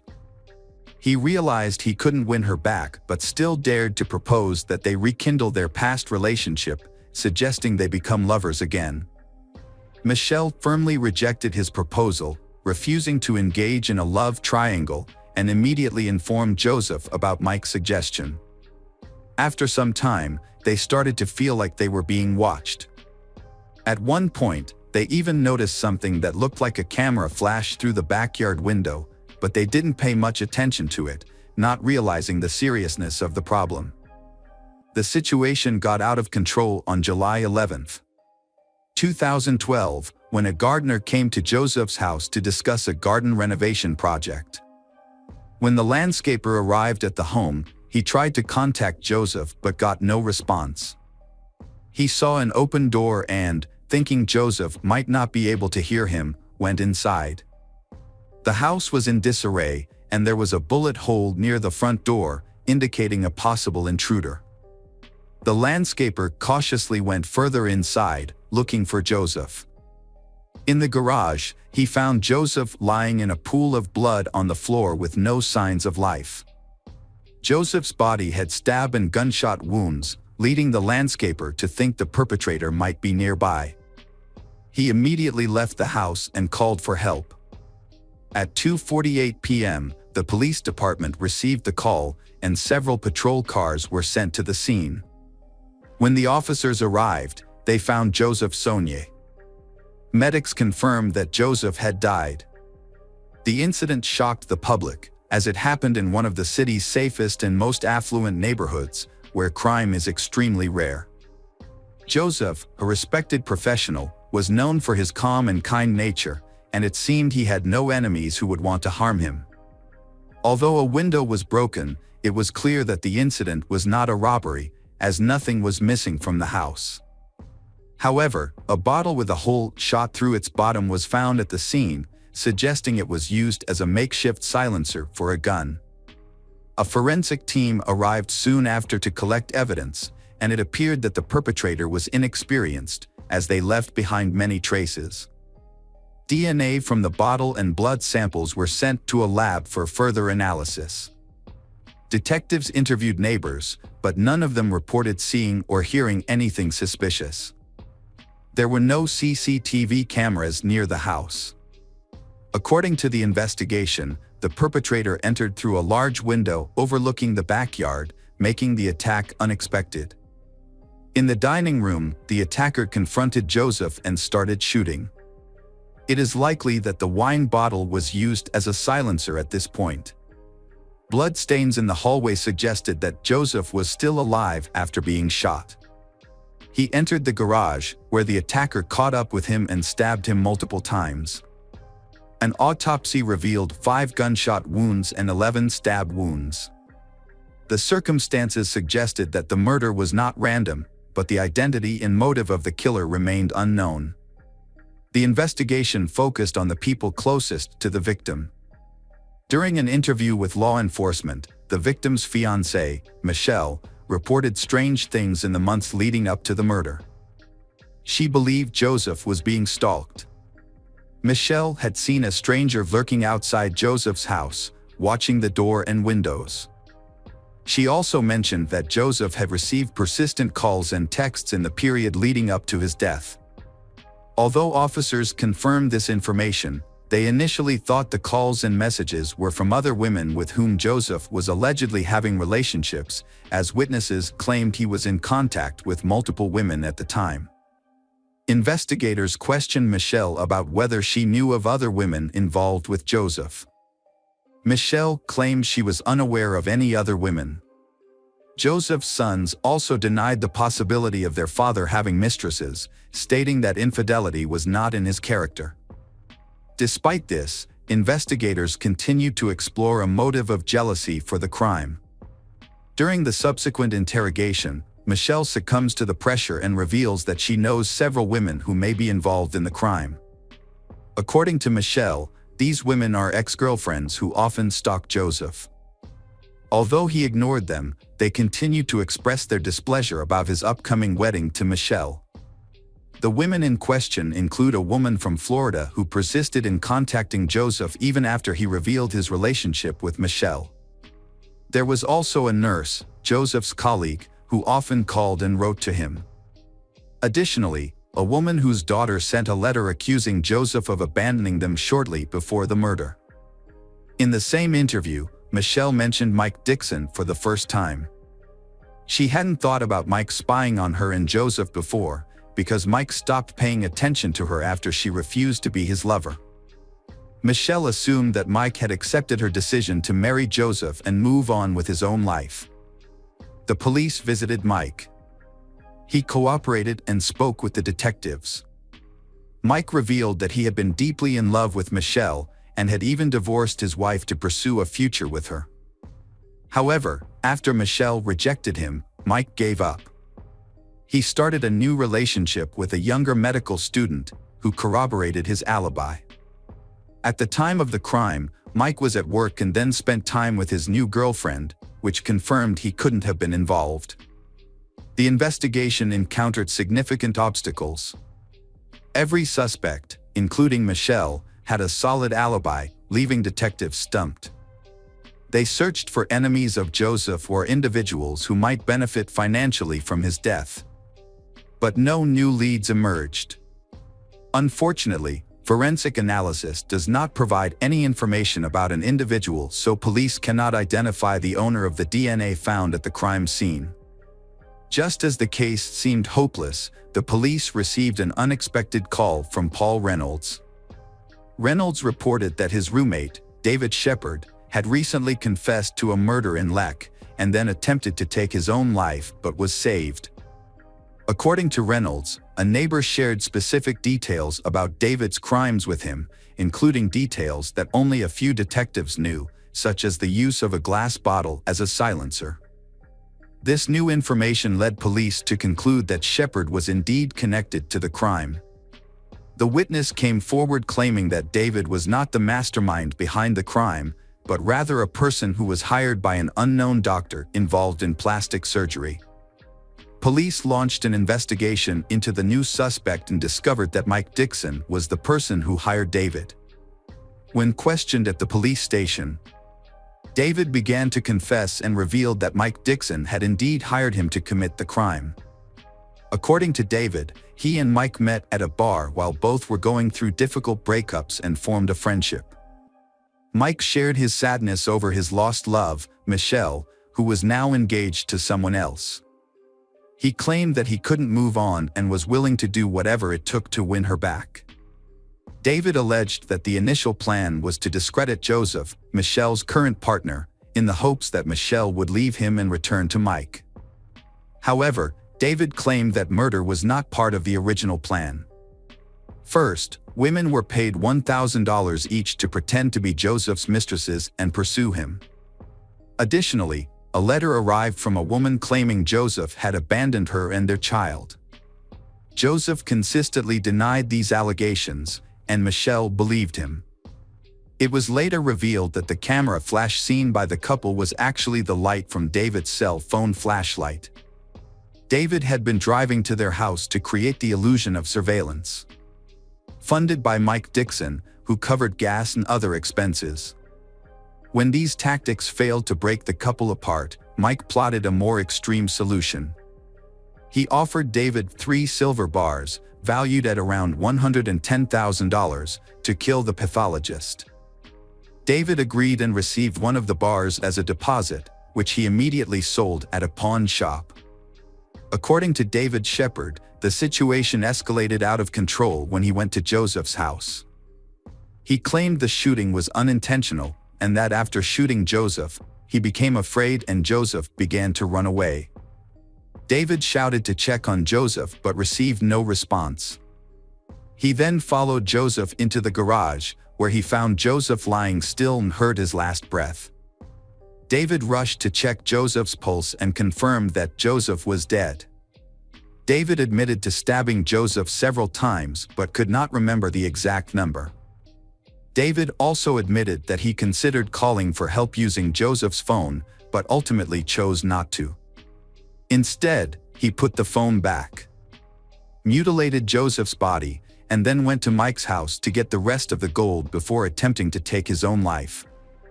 According to David, he didn't fully understand what he was getting himself into. When he faced Joseph, he realized he could not continue killing. If it weren't for an accidental gunshot, Joseph might still be alive. Mike Dixon was arrested by the police on the same day and charged with first-degree murder. This was based on testimony from David, as well as a large amount of other evidence that included incriminating phone calls and text messages where Mike made explicit confessions. When Mike Dixon was first interviewed by detectives, they had hoped he would confess to the crime. However, he denied everything and asked for a lawyer, which led to a lawsuit. David Sherd, who had been involved in the crime, made a deal with the prosecutor where he pleaded guilty to his role and gave up his right to appeal the sentence. As a result of this deal, David received a life sentence without the possibility of parole, instead of the death penalty. Mike Dixon, on the other hand, maintained that he was not guilty, despite the circumstantial evidence against him. However, in a surprising turn of events, David, who was a key witness for the prosecution, changed his story during the trial. Under oath, David claimed that he had committed the crime alone and that Mike Dixon was not involved. He said that the silver bars found at the scene were meant to be used as an investment in a business that the two of them had planned to start. The jury was unable to reach a unanimous verdict, and a retrial was declared. The second trial occurred in 2016, resulting in Mike's conviction for first-degree murder and a life sentence without parole. However, his lawyer successfully appealed the judgment, and it was overturned. Mike was released on $2 million bail, but the case was far from over. The prosecution sought to reinstate the original sentence through the state's highest criminal court, which would have otherwise led to a third trial. On February 11, 2019, the prosecution's motion was granted, and in April 2020, Mike's bail was revoked, prompting a new arrest warrant. The Texas Court of Criminal Appeals ultimately reversed the lower court's decision, reinstating Mike's life sentence without parole. The judge ordered Mike to continue serving his sentence, and he is currently incarcerated in a Texas prison. Hello friends, welcome to our channel. Today we're going to take a look at another horrible case with you. The case of Sumner family. Carol and Reggie Sumner raised in Charleston, South Carolina. They were born in the same year, went to the same school, and were even in the same grade. Over time, their childhood friendship blossomed into a deeper affection. Neither of them recalls exactly when they began to develop romantic feelings for each other, but by the time they were 15 years old in 1959, they were dating. Their friends described them as a beautiful and harmonious couple. Reggie and Carol treasured their memories, keeping photos of their happy times together in their home archives. At the time, it seemed like they had their whole lives ahead of them, and they looked forward to a long and happy future together. Their feelings for each other were strong and mutual, and they were practically inseparable both in and out of school. They even started making plans to get married as soon as they turned 18, with the full support of their parents.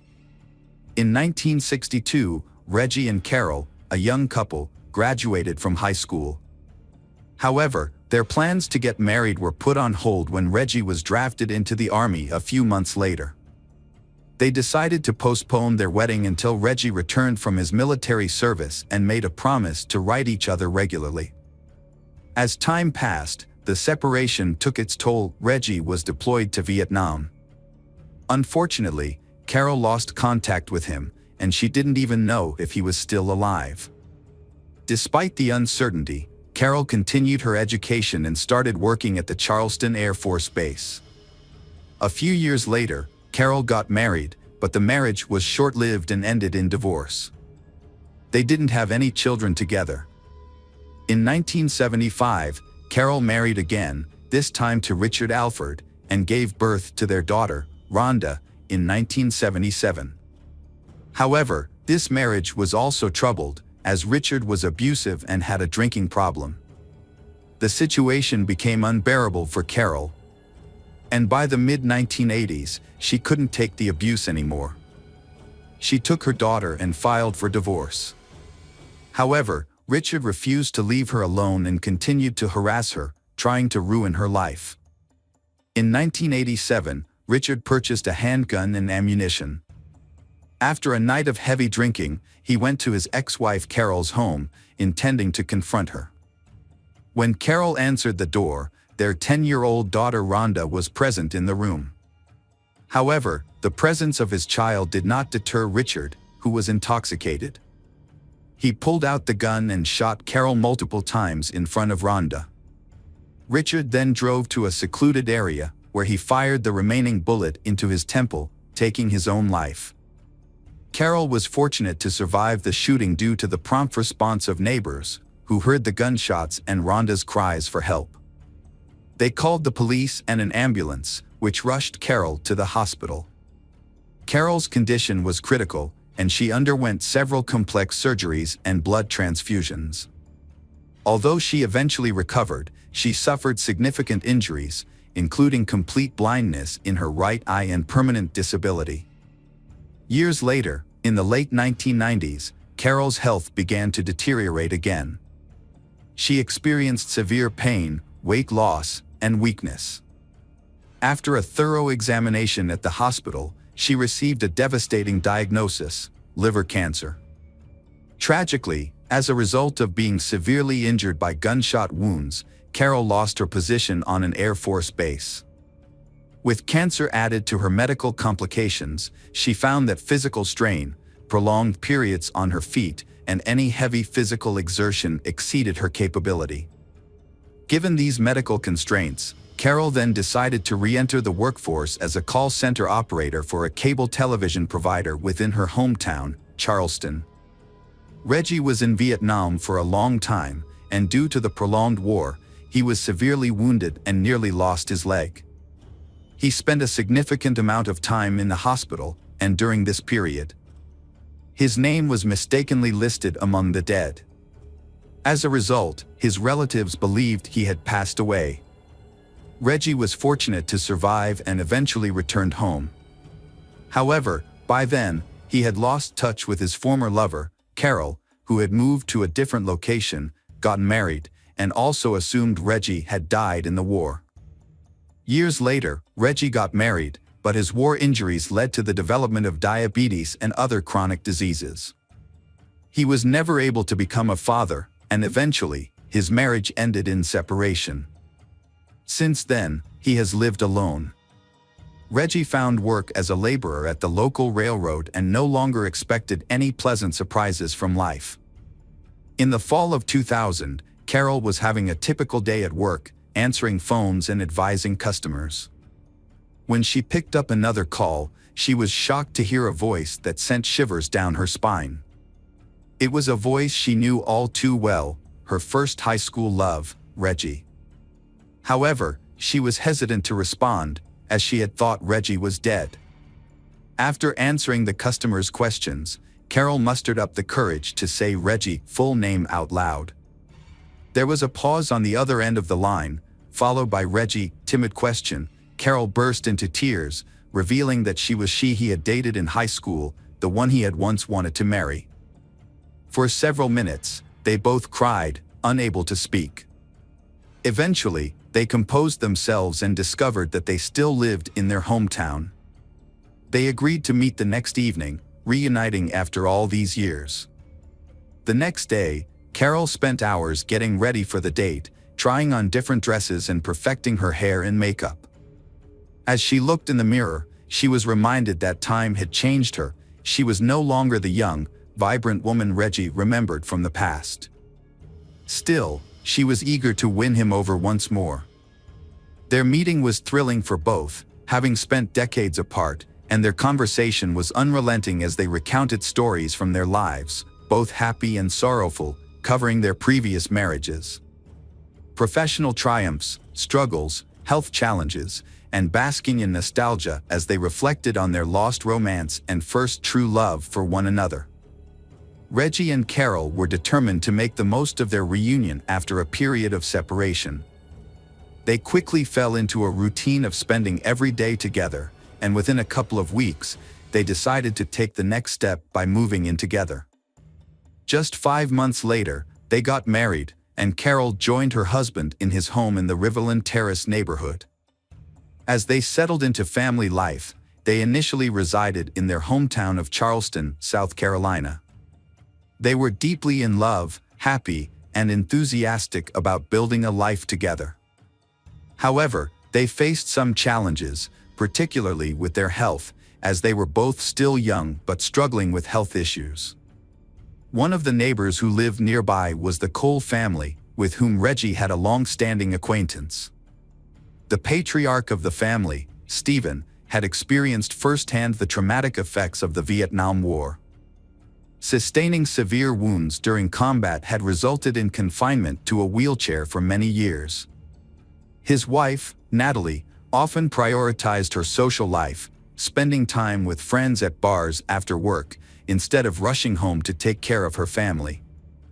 As a result, their daughter, Tiffany, found herself frequently neglected and left unattended from a young age. Tiffany's situation improved slightly when she befriended the new neighbors, Reggie and Carol. During this time, Tiffany was still in high school, and the compassionate Carol took an instant liking to she. Carol felt genuine sympathy for Tiffany. For 5 years, Carol did her best to support and care for Tiffany, sometimes sponsoring cozy family meals, buying Tiffany clothes, and sharing enough allowance. Carol treated Tiffany like a daughter, showering her with love, care, and attention. When the Carol and Reggie decided to sell their Chevrolet Lumina minivan in 2004, Tiffany asked to buy it from them on an installment plan, as she desperately needed a car but had no money. They kindly offered to sell it to her for a minimal amount, which they divided into 12 monthly payments. In early 2005, Carol and Reggie made a difficult decision to leave their home and relocate to Florida. Their health had begun to decline significantly, and doctors advised them to move to a warmer climate with ocean access. Since Carol and Reggie were both retired, they decided to make a big change and start over. Carol and Reggie sold their large home in Charleston and bought a new place in Jacksonville, Florida. They also purchased a new Lincoln Town car. They was very happy and settled into their new life, making plans for their future together. Carol would call her adult daughter Rhonda every day to share her thoughts, plans, and daily experiences. However, in June 2005, Rhonda was surprised and concerned when her mother didn't call her as usual. At first, Rhonda tried to brush off her worries, hoping that everything was fine with her parents and that they would call her back soon. But when the next day passed without hearing from them, Rhonda's concern grew. She tried calling her parents' cell phones every 30 minutes, but they were now out of service. She also left messages on their home phone, but none of them were returned. Rhonda set out on a solo road trip to check on her mother and stepfather in another state. After a 5-hour drive, she arrived at their house. What struck her as unusual was the absence of a car in the driveway. Things only got stranger from there. As she approached the front door, she found it slightly ajar, an eerie quietness, and a light on in one of the rooms despite the bright sunlight outside. Rhonda called out for her mother and stepfather Reggie, but received no response. She ventured into the kitchen, where she was greeted by a scene that looked like a sudden and mysterious departure. A table was set for two, with food that appeared to have been left untouched for days. The rest of the house was also in disarray, with belongings scattered about and doors and cupboards left open. Adding to the sense of abandonment and unease, their bedroom showed signs of a thorough search, but it was unclear what the person was looking for or who was responsible. On the bedside table, essential medications were left behind, including her mother's cancer pills, which she took 3 times a day, and Reggie's insulin, which he administered hourly. Notably, their cell phones were completely out of battery, rendering them useless. Rhonda quickly realized that her mother and stepfather were unable to leave their home without their essential medications and cell phones. She immediately contacted the police to report the incident, alerting them to the suspicious individuals. They in the car was quickly added to the wanted list, and all bank cards belonging to Carol and Reggie were frozen. The first few days of the search yielded nothing, with no sign of the imposters or any witnesses. However, on June 12, several developments led the police to close in on the perpetrators. A crucial lead emerged when a man, claiming to be Reggie, contacted one of the banks, complaining that his card was blocked and he was unable to withdraw cash. A bank employee grew suspicious when checking the card information and offered to resolve the issue by visiting a nearby branch, but the caller, Mr. Reggie, hung up. Minutes later, a woman called from the same number, claiming to be Mrs. Carroll, and reported a similar problem with her card being blocked. When the bank asked her to visit a branch in person, she refused, citing health issues, and urgently requested access to her savings. Her request was denied. The bank promptly handed over the call details and recordings to the police. The police investigation continued at the station, where they played the suspicious phone calls for Rhonda. She immediately confirmed that the voices did not belong to her Carol and Reggie. In fact, the voices sounded too young to be them. As a result, the authorities believed that the imposters were likely involved in the Carol and Reggie disappearance, either holding them captive or killing them after extracting information about their bank accounts and cards. The search for the missing couple led to a breakthrough a few days later, when their car was discovered abandoned on a remote road in a wooded area.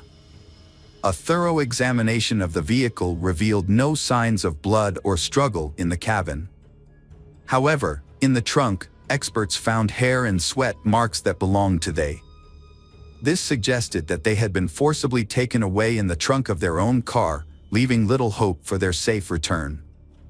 The police investigated their bank transactions and found that money had been withdrawn from their account several times after they stopped hearing from their daughter.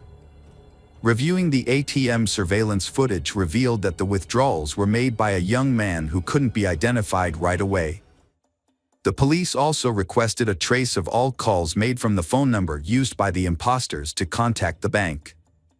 Further investigation showed that the SIM card used to make those calls was purchased on a prepaid plan just before they disappeared. Unfortunately, the buyer's identity couldn't be determined, but it was discovered that the number was used to call a car rental company on June 6. Additionally, it was found that someone staying at a hotel had rented a Mazda RX-8 in the name of Tiffany Cole.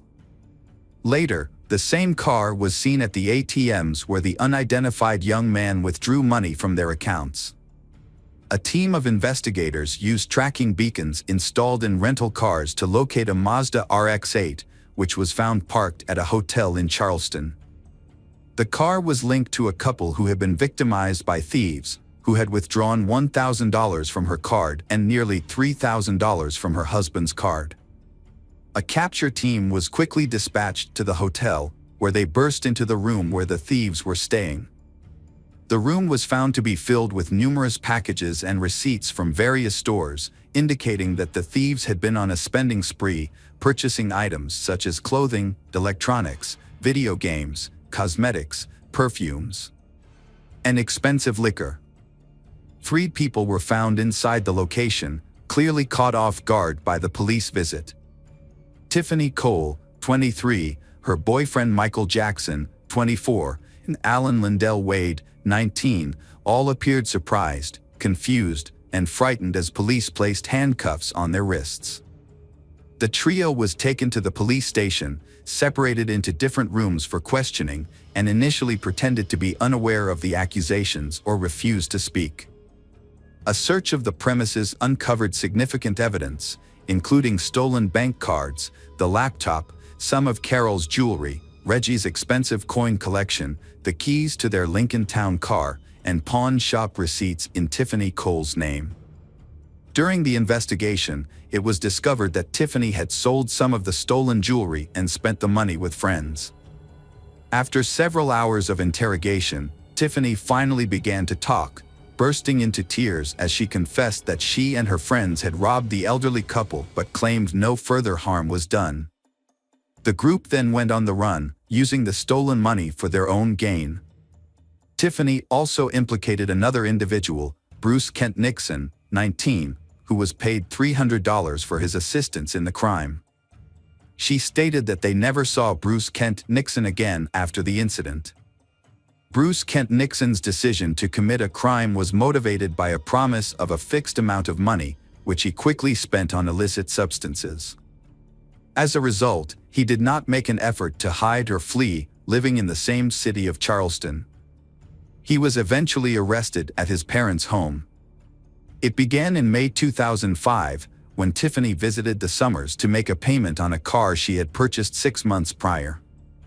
The Summers, Carol, and Reggie were known for their hospitality and would often invite Tiffany to stay overnight or for a few days, treating her to good food and gifts. On this particular occasion, Tiffany arrived with her new boyfriend, and they were both welcomed to dinner and invited to stay overnight. During dinner, The Summers discussed their new life, and Carol inadvertently revealed that they had nearly $100,000 left over from the sale of their Charleston home, which they intended to use to enjoy their retirement without financial worries. Unbeknownst to her, Carol's careless comment sealed her in her husband's fate. Tiffany and Michael exchanged a telling glance, and that night, they began secretly plotting to get their hands on the Summers' substantial sum of money. In the morning, Tiffany and Michael bid they farewell and returned to South Carolina. Within a couple of weeks, they recruited accomplices and assigned roles and responsibilities. They then set their plan in motion. On June 6th, Tiffany rented an unassuming car. Meanwhile, Bruce Kent Nixon and Alan stole 4 shovels. Together, they drove to the outskirts of Jacksonville, where they identified a secluded spot in the woods and started digging a deep hole, which would ultimately become the Summers' grave. On the morning of July 8th, Tiffany purchased rope and duct tape from a hardware store, which she later provided to her accomplices, Bruce Kent Nixon and Alan. That evening, Bruce Kent Nixon and Alan approached the home of their intended victim, pretending to need assistance and asking to use the phone. Despite finding the young men suspicious, the homeowner, Carol, allowed them to enter. As soon as they were inside, they attacked Carol and her husband, who had rushed to her aid, threatening them with a toy gun. The Carol and Reggie was then bound with duct tape, blindfolded, and interrogated about the location of valuable items in the house, including their bank account information and PIN codes. They provided this information in an attempt to save their lives, as they were subjected to torture and death threats. After obtaining the necessary details, 2 additional individuals entered the house, assisting in dragging the Carol and Reggie into the backyard. They was then forced into the trunk of their own car, a Lincoln, which was being driven by Alan and Bruce Kent Nixon. Following behind them in a rented Mazda ARX-8 were Tiffany and Michael. The plan was that if a police patrol intercepted the car carrying the captive couple, a second car would draw the officers' attention away by recklessly speeding or breaking traffic rules. However, no police were encountered, and both cars reached their destination without incident. In the trunk, Reggie managed to free his arm and remove the bandages and duct tape covering his and his wife's faces, allowing them to breathe. However, there was no time to make any further attempts to escape. As the trunk lid opened, the Carol and Reggie was shocked and bewildered to see among their kidnappers Tiffany and her boyfriend, who had visited them recently. The kidnappers led the captive Carol and Reggie several dozen meters through the woods to a pre-dug grave. The Carol and Reggie begged for mercy, but their pleas fell on deaf ears. The young kidnappers brutally murdered them by burying them alive. According to Bruce Kent Nixon, the kidnappers spent about an hour burying the Carol and Reggie under earth. Throughout the horrific ordeal, the bound and helpless Carol and Reggie cried, confessed their love for each other, and said their goodbyes. The investigation revealed that the spouses had died from suffocation, with soil found in their mouths, respiratory tracts, and stomachs, indicating they had been buried alive. After committing the heinous crime, the perpetrators abandoned the Lincoln in the woods and returned to town in a rented car. They then went to the Sumner house, where they stole all the valuables they could find, before returning to South Carolina to spend their loot. However, their freedom was short-lived, as the stolen cards were blocked after 2 days, and all participants in the crime were arrested 4 days later. During the trial, Bruce Kent Nixon was the only one who fully admitted his guilt from the beginning and cooperated with the investigation, hoping for a lighter sentence. He led the authorities to the burial site of the spouses and provided a detailed account of the events of that fateful night. In contrast, Tiffany claimed that her boyfriend, Michael, was the mastermind behind the crime, driven by greed after learning about the large sum of money the Sumner family had received from the sale of their house. Tiffany's lawyer argued that she was merely an accomplice and not directly involved in the murder. Michael and Alan chose not to testify, but the evidence against them was overwhelming. The jury did not believe Tiffany Cole was innocent because she was involved in planning the crime, rented a car, and created a diversion in case they were chased by police.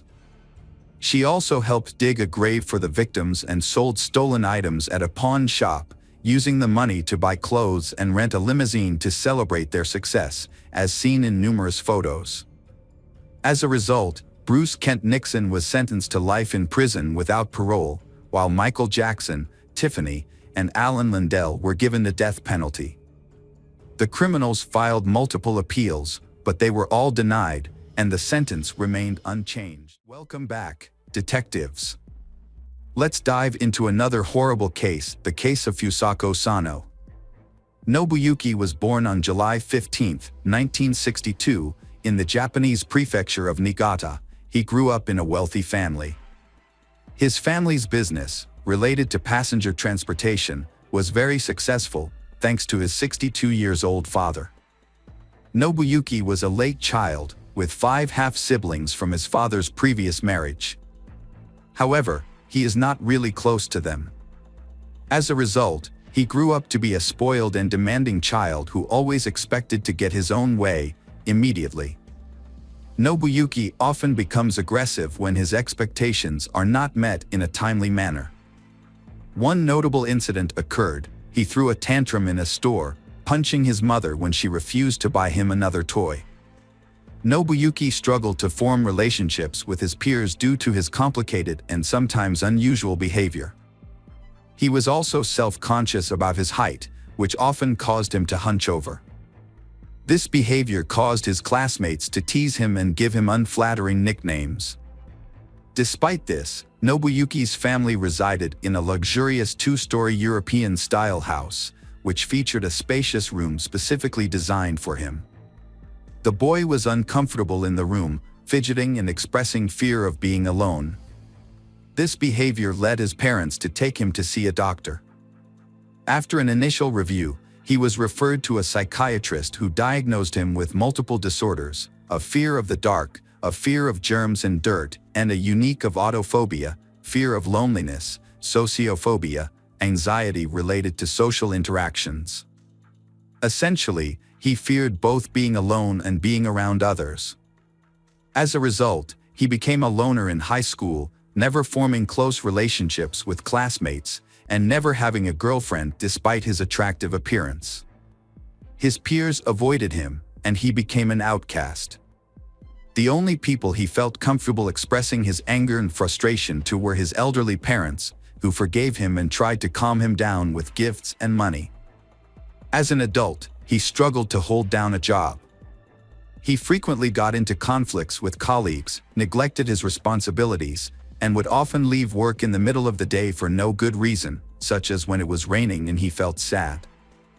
On one occasion, he intentionally hurt a female coworker, likely trying to get her attention out of sympathy. Although the incident was attributed to an accident, he was fired immediately. After being fired, Nobuyuki became unemployed and relied on his parents' financial support. Over time, he became increasingly reclusive, rarely leaving his room, and frequently clashed with his parents. Following a particularly intense quarrel, Nobuyuki started a fire in his home, nearly destroying the house and putting its occupants in harm's way. Nobuyuki was later admitted to a psychiatric clinic for treatment, where he was diagnosed with a depressive disorder, uncontrollable outbursts of aggression, and signs of misogyny, extreme dislike and hatred of women. After a little over a month of treatment, he was discharged. Deemed not to pose an immediate threat to others. For a brief period, Nobuyuki remained calm and even began rebuilding the partially burned house, adding a couple of new rooms. However, his efforts were short-lived, and he eventually abandoned the construction project. Nobuyuki became increasingly withdrawn and isolated.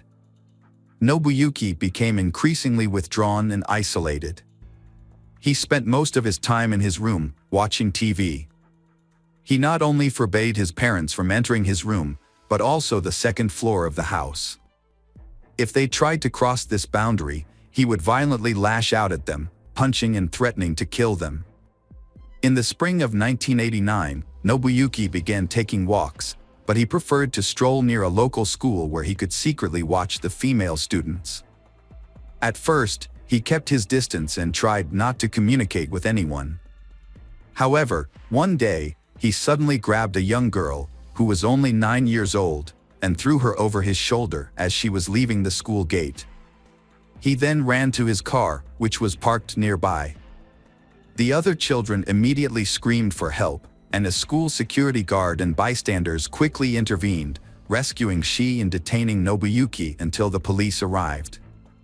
Nobuyuki was unable to explain why he attacked Shi, and it was clear that he had intended to commit a violent and unlawful act against a minor. As a result, he was charged with attempting to commit a violent crime against a child. Nobuyuki Sato avoided a long prison sentence thanks to his father's connections and wealth. In August, Nobuyuki was given a year's probation despite his heinous crime. Shortly thereafter, his name was mysteriously removed from the criminal prosecution database, allegedly due to his father's intervention. However, Nobuyuki's father died shortly after his son's case, dying of a heart attack. Nobuyuki was left with overwhelming shame and guilt for his father's sacrifices and efforts to cover up his crime. After the failure of his first kidnapping attempt, Nobuyuki, 28 years old, tried again a year and a half later. This time, he carefully planned the crime and remained under the police radar for an extended period. On November 13, 1990, Nobuyuki set out on a hunting trip around the city. In the evening, as darkness fell, he spotted 9-year-old Fusako Sano, who had stayed late after school due to a sports event, walking alone on a deserted road. Nobuyuki quickly pulled over in front of her, got out of the car with a knife, and grabbed Fusako. He threatened to slit her throat if she tried to scream or run away. Then, he forced her into the trunk of the car. After driving for a while, he turned into a vacant lot, where he tied Fusako's hands and feet and covered her mouth with tape. When night fell, Nobuyuki drove to his house and took Fusako out of the trunk. Nobuyuki led her through a part of the house that was still under construction to his room, trying not to be seen. He then left the room and re-entered through the front door, as if everything was normal. Once upstairs, Nobuyuki again threatened Fusako with the knife, ordering her to be quiet. He tied her to the bed and warned her that if she tried to leave the room, look out the window, scream, or cry, he would kill her and dispose of her body in the ocean, where no one would ever find it. Fusako was terrified and obeyed the kidnapper's orders, hoping that he would eventually take pity on her and let her go. When Fusako didn't return home from school, her parents started to worry. They knew she had stayed late to watch a baseball game, but as the sun began to set, they expected her to be home by then. Initially, Fusako's parents tried to find their daughter on their own, retracing her usual route from school to home, but their efforts were unsuccessful. As night drew closer, the parents of Fusako turned to the police for help, hoping for a quick resolution. Since Fusako's disappearance, only a few hours had passed, and they were anxious to find her. The police launched a search operation. And by the next morning, they were joined by dozens of volunteers from the local community.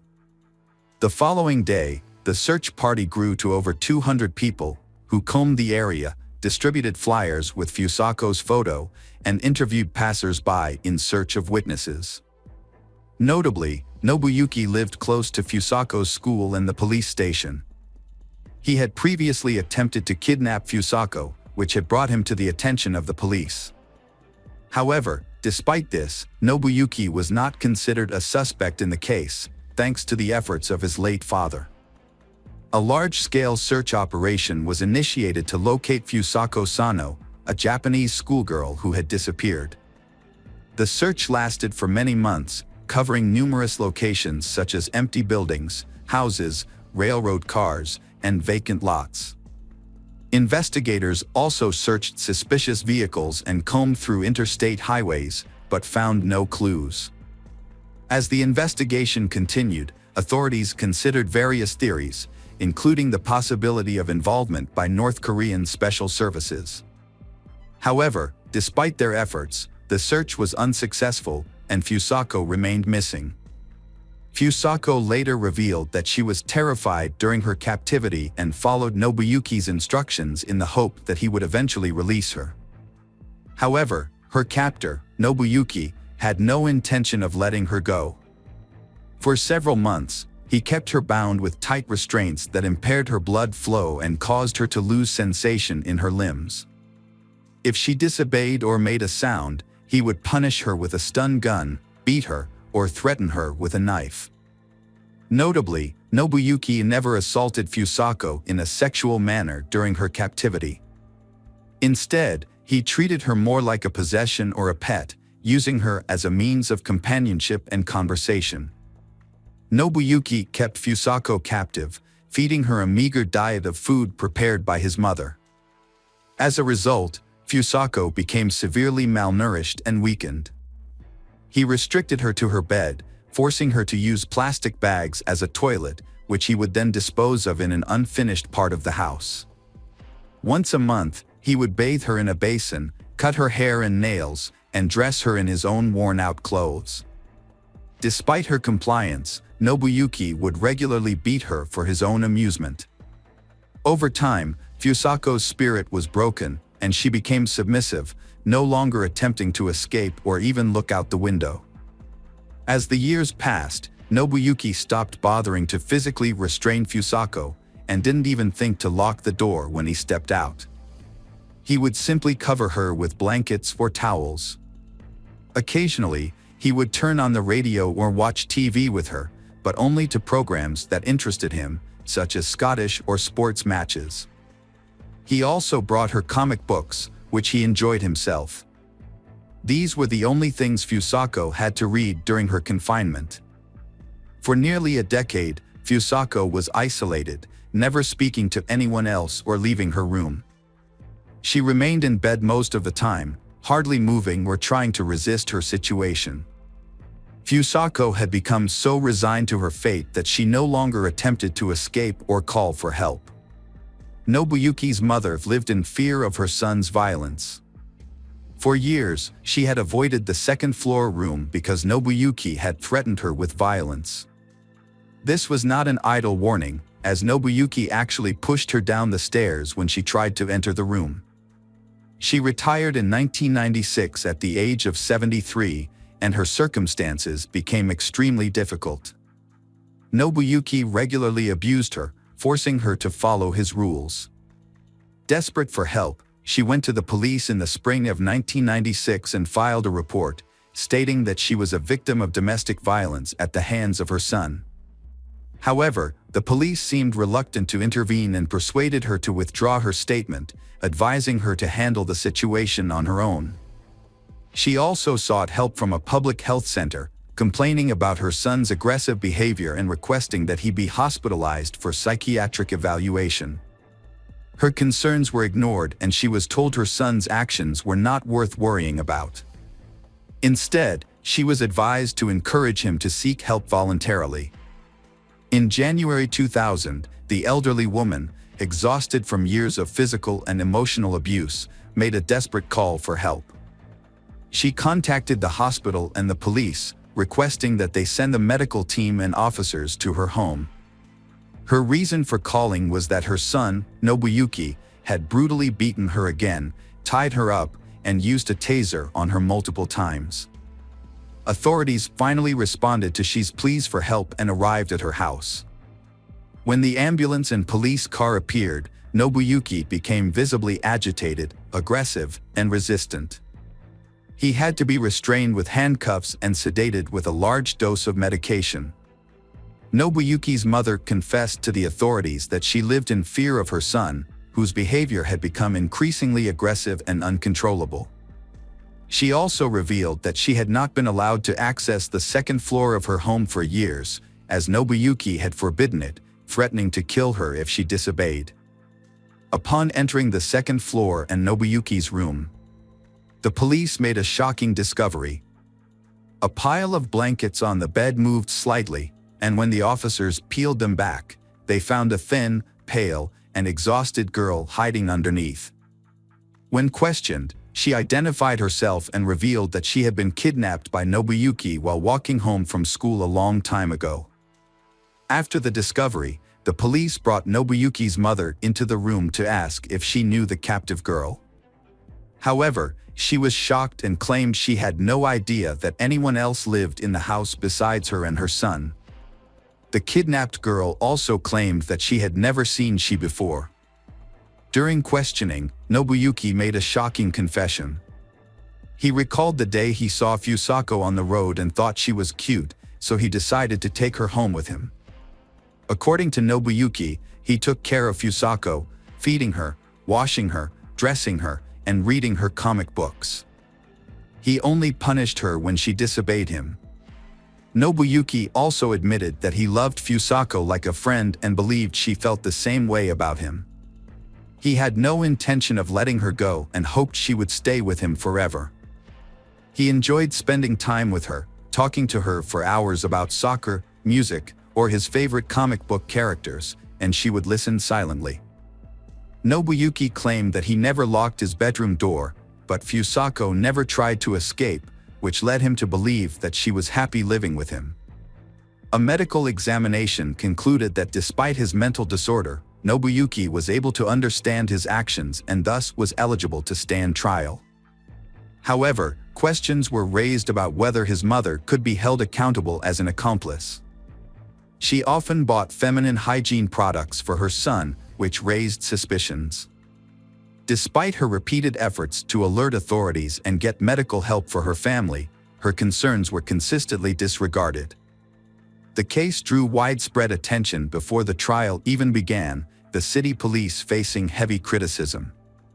Nobuyuki had previously been prosecuted for attempting to kidnap a schoolgirl. But he had managed to avoid suspicion when he carried out his plan.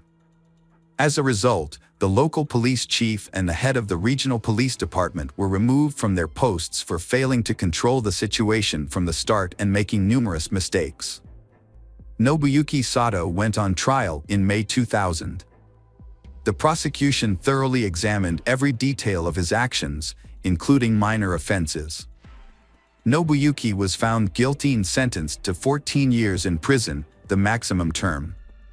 He was released in the spring of 2015 after serving his sentence. By then, his mother had passed away in a nursing home, and Nobuyuki had no other relatives. He was found dead about a year and a half later, in early 2017, in a small rented room. The cause of his death was not disclosed. When Fusako was discovered, she was extremely weak and could barely stand. Doctors diagnosed her with exhaustion, dehydration, and muscle atrophy. She also stuttered, was afraid of sunlight, and had lost most of her communication skills. Her parents didn't even recognize their daughter when they saw her after nearly a decade. It took Fusako about a year to recover physically, but her mental health took much longer to heal. She suffered from severe post-traumatic stress disorder and became withdrawn, avoiding people. Her intelligence was also affected, remaining at the level of a 9-10 years old child. Her parents took her out of town, changed her name to Sachiko Yamada, and refused to speak to the press. Over time, Sachiko made friends, took up photography, and even passed her driver's license test.